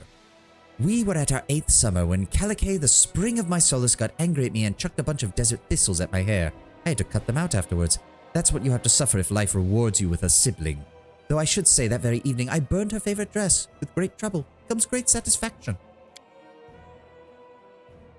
Given that you are the only one of our companions who is one, what does it mean to be a tiefling to you? Oh, admit it, you like my horns. Or is it the tail? Well, I admit I do like the horns and tail. They do make you a bit special. And that's it? Speciality has been known to spark curiosity. She slowly sways her tail. How are tieflings born? Oh, we are born if an ancestor lay with a powerful and evil outsider, be it devil, demon, or some other dark creature. Many mortals do this, believe me, either for power or pleasure. This heritage can be hidden for generations, and it can manifest only in strange ways. It is difficult to find two similar tieflings. Which outsider do you and your sister hail from? Oh, from some devil of some kind. I can only guess which one. Of all the infernal beings worshipped in Qadira, the whore queen Mathalatha is the most venerated, secretly, of course. Servants of her court frequent these lands, and they leave trails. Thank you. Tell me about Qadira. I've never been. Qadira is the outer edge of the Padishah Empire of Kalesh, the great and thriving state. Don't think me rude, but the northern states are a pale shadow of the empire. Only Taldor at its height could compete with us, and that has long since lost to it. The land is wealthy, powerful, full of opportunities for anyone cunning enough to seize them. It's a pity they're all so devoted to Sarenrae and the whole array of superstitions that go with it. Look at your golden-haired boy priest and see at once what exactly makes living in Qadira so unbearable despite the grandeur. The disk of the eclipse did appear to react strangely when the two of you grabbed it. Perhaps. My sister and I have tried to figure it out with what happened, but we have failed. We need a proper specialist in this sort of magic, a specialist like I can't even imagine. I could definitely say that the disc hasn't been destroyed. It seems to have become a part of our connection, helping us to move between the material plane and the demi-plane. We will continue to explore this ability, and maybe we'll learn more at some point. What made you decide to stay after we found the relic? A fair question. There's an important detail about how I died and returned to life, killed by the repulsive creature known as the Soul Eater. After a spellcaster aims it at a victim, the wretch will chase it tirelessly and endlessly. But when I was returned to life, the Soul Eater lost its prey. But it is still chasing me, and might show up at any time. It would be much easier for me if I could meet it here, surrounded by experienced monster hunters, ready to protect a poor fugitive from danger. You are one of my allies and have served me faithfully. I will assist you in this, but at least try to give us some warning when you know it's close. Thank you, and rest assured, I will serve you loyally. I'd like to talk to your sister. Oh, that's stiff? She wrinkles her nose, but seems strangely saddened. Very well. The tiefling girl greets you warmly, but seems a little distracted. I'm glad to see you at our hearth. She bites her lip and adds in a whisper, have you seen the sweet teeth? I can't get them out of the house, and I'm so scared they'll suspect something and reveal our secret. Canera's and mine. I wish I could keep them busy out of town, but thank you for being here. I wanted to ask you about your past. Ask me anything. We owe you much, and being open with you is the least we could do to repay you. Tell me the story of you and your sister. Well, we were born in Qadira, the country of the radiant Sarenrae, where tieflings are not very well welcome. Threesome time? No. In a different playthrough, maybe, but not with this. Because there is actually a way to do that. I do know that you have to be careful because it is a bit awkward balancing a romance between a lawful evil and a chaotic good. But you can do it. For my sister, this was more challenge than barrier. She wanted respect, power, wealth, things that we simply couldn't get being who we are, but she found a way. The people of Qadira revere the blood of the skies with the same fanaticism with which they distrust the blood of hells. Aasimars, especially Emberkin, are always welcome guests in any house. Pretend to be one of them and the door's open for you. I don't want to participate in this masquerade, but my sister insisted. We played upon our resistance to fire and our gift for controlling the forces of nature. Both are taken as signs of Sarenrae's will. But it's not enough to entirely hide our essence and pass as Emberkin, and Canera, she asked for help. She asked a master of deceptions and illusions. She frowns and obviously wishes to get through this part of the story as quickly as possible. We left our native desert, crossed half the country to avoid accidentally crossing paths with anyone from our tribe, and set off for a new life in a new skin.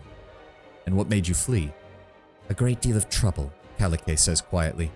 My sister and I took very different paths. Canera was able to worm her way into the trust of a powerful patron, one of Sarenrae's fanatics of the cult of the Dawnflower. His mercenaries hunted cults and monsters all across the deserts. Meanwhile, I found a group of castaways who reminded me of my sister and I, tieflings and djinn spawn. We gathered in secret to share our sorrows and dream of finding our place in the sun. Jin, welcome. Hello, I'm doing great. Unfortunately, we're just about done. I'm just trying to get through some conversation with some of our companions and get that cleared out so I don't have to worry about that in the future. Time passed and we gatherings became more bitter. Many yearned to prove that the monster blood within us did not make us monsters. What is the difference between a tiefling and a Jin spawn? Well, a Jin is actually a creature of Galarian. Yeah. Whereas a tiefling is a spawn of an evil outsider. Bad timing, I guess. Yeah, it is what it is, Jen. Just letting you know in case you were wondering.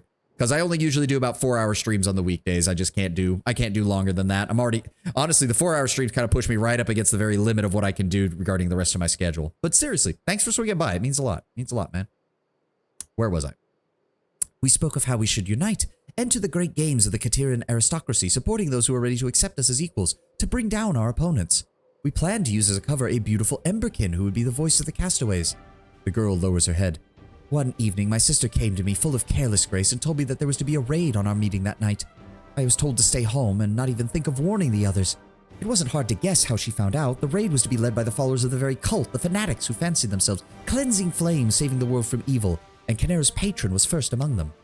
At that moment, I realized that my sister loved me so much that she was ready to set aside her aspirations and warn me of the danger. But I also realized something else. Canera was ready to sacrifice any number of innocent lives to get what she wanted. So I ran. After yelling in her face that she was a monster, I went to warn my friends, and that was the last time I saw my sister alive. Chill some day. I had the dentist day, regeneration time, so the rest of the Limbus Company, Limbus Arknights collab, I guess I could play off stream. Well, I hope you're able to get plenty of rest and that nothing went wrong with your dentist appointment. That can be a pain in the ass to recover from, just given the fact of everything with the human jaw. So I hope you get plenty of rest, and hopefully you're able to eat food and do everything regularly as soon as possible. Simpsons Movie 2 just got announced, releasing in 2027, 20 years after the first one. Okay. Forgive me, Tenwin. I really don't care. I just don't care about The Simpsons. And from the sound of it, not many people do really in general. Most of the things that I see from The Simpsons are people posting clips from like 15 years ago, if not more. I tried to save my friends from the raid, but I came face to face with the wizards of the cult. They were able to dispel the illusion that protected me and found out I was a tiefling. My secret was revealed along with my sister's. What a shock it must have been for her patron, to find out that a clever tiefling served at his side, disguised as a righteous Aasimar. But there is no deed in Kadira worse than disgracing your patron. Kanira knew this well and tried to flee, terrified of his wrath, but was unable to get away. Trouble came to her from a place she didn't expect. Ask her about the details if you want. I lacked strength to speak of it. The truth is, I betrayed our secret and my sister died for it. I was able to bring her back to life, but bitterness had scorched my heart and will be part of me until the death. Still have a small pain from the wisdom tooth extraction, but I guess next day will be fine. That does fade after a while. Just remember to be careful. Don't use any straws with wisdom teeth removal because that can cause problems with the blood clots and prevent the gums from healing properly. It's hard to imagine a more foolish act, a sad outcome, but quite predictable. You may be right, but I could not have stayed away. How could I have not tried to warn those who trusted me? I wish Canera and I were more alike. We nearly destroyed each other, after failing to accept each other's wishes and the paths we chose. Sometimes I feel that the life we now live is the best we could ever hope for. We can never meet, can never share each other's sorrows or happiness. But at least I don't have to be upset about her cruelty towards others. And she about my softness and recklessness. What is it like living in turns? After my sister almost got my friends killed, I in turn brought the wrath of her former patron down upon her. Canera died as she fled. In terror, I could only pray to the higher powers, and the Arcanothegan, Nethys' herald, answered. I couldn't believe it when she actually did. She promised to bring Canera back to life on 2 conditions. We would never be able to meet again, and we must keep secret everything that happened. By Nethys' power, my sister and I received special connection. We cannot be in the same place at the same time. In reality, while one of us is in the material plane, the other sleeps in the demi-plane created for us. Even took paracetamol to discomfort his less. I never used straws anyway. Remember about using opposite-sided eating and drinking. Soft, half-soft meals and cold drink. Yep. Liquid diet, just don't use a straw and just be careful with any food you eat. Make sure it's small and soft. Best thing you can do until everything gets healed up. The divine creature made us agree to these mysterious conditions, and what's more, we weren't punished when you discovered our secret. I think I can hear a storm murmuring on the horizon. We may yet have to pay for these faults, but come what may, at least I did everything I could to tear my sister from the arms of death. And how did you end up at Germandi's? This I cannot answer in much detail. The Kaese you met at the reception rest-off was Canera. At the time, I'd been sleeping in the demi-plane for nearly a month. I didn't even know my sister had wanted to join the expedition that she was sending. Then suddenly I was thrown into reality in the middle of a burning mansion with assassins all about. The Sword Lord fighting monsters in the Grand Hall. Canera and I keep a diary to tell each other in detail what had happened, but I didn't have time to read it, and I doubt she had time to write anything during the attack. I ran into the hall, aided Jamandi and you. We held back the attack, and you and Tartusio began accusing each other of spying. Meanwhile, I couldn't understand what was even happening. I had to pretend to distrust both sides of the argument or might have given myself away. I had to protect our secret. It was one of the conditions of our agreement. You did have me racking my brains. A girl shows up acting like she wants to be my friend, and the next moment turns her nose up at seeing me as if it was the first time she ever saw me. Then you can begin to imagine what it's like for us. People approach me all the time and start talking like they're friends, and I just stand there trying to remember lines from the diary. Is it the gnome with blue hair and new admirer who's twice given me flowers, or the gnome baker who wishes to discuss an investment in the tours of the Lebanese mines? All right, we will finish up the rest of her conversation later because I am out of time. We are past the 4-hour mark. We are done for today. Even ate some ice cream, which had regeneration and makes regeneration. Oh, yeah. It helps numb the pain. It helps keep everything done, and it's perfectly safe to eat for somebody who's got teeth problems. But thank you for being here, Jin. Thank you, Tenwin, Lord Brownbear, everybody else for being here. Thank you all for being here. Thank you all for joining me. I hope you all have a glorious rest of your day. Let me go ahead and mute the desktop audio here real fast, and let's go find somebody to raid to cap everything off. Who's on right now? Who's on right now? Who do we have? Does she still block raids? I think she does.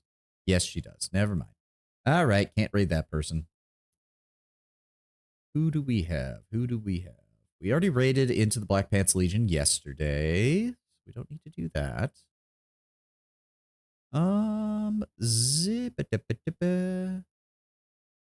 Oh, Zebby is on. Zebby is another insect VTuber I've seen a couple of times. We're going to go ahead and raid into her. It looks like she's going to be planning. Either she's planning on playing.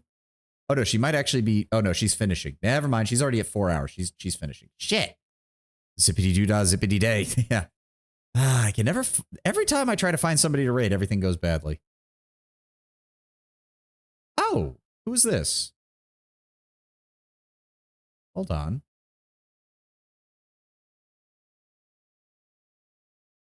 Well, I have no idea who this is, but it's another VTuber who's actually playing Pathfinder Kingmaker. So fuck it. Let's go in and raid. We'll say hi. This is Barry Bluemar. I have no idea who they are. I have no idea what they play, and I have no idea anything else. But they're playing Pathfinder, and pretty much nobody else is doing that right now. So fuck it. We're going to go ahead and raid into somebody else who's actually playing this game. We'll say hi. Just be nice when everybody gets in there. Follow the rules. You all know the deal. And I will see you all tomorrow for more. Tomorrow will be our last day. Right? I think I've got that right. Tomorrow will be our last day of Pathfinder for a while, because on Wednesday we will be starting, because Wednesday should be the 1st. On Wednesday we will be starting Darkest Dungeon. That's it. We will be doing Darkest Dungeon for the majority of October, and we will see if we can finish that. I need to double check and make sure that I have the settings set for Darkest Dungeon as well. I'm going to need to do that either tomorrow or the next day. But that will be for Wednesday. I hope you all have a glorious rest of your day, and I will see you tomorrow. Bye-bye.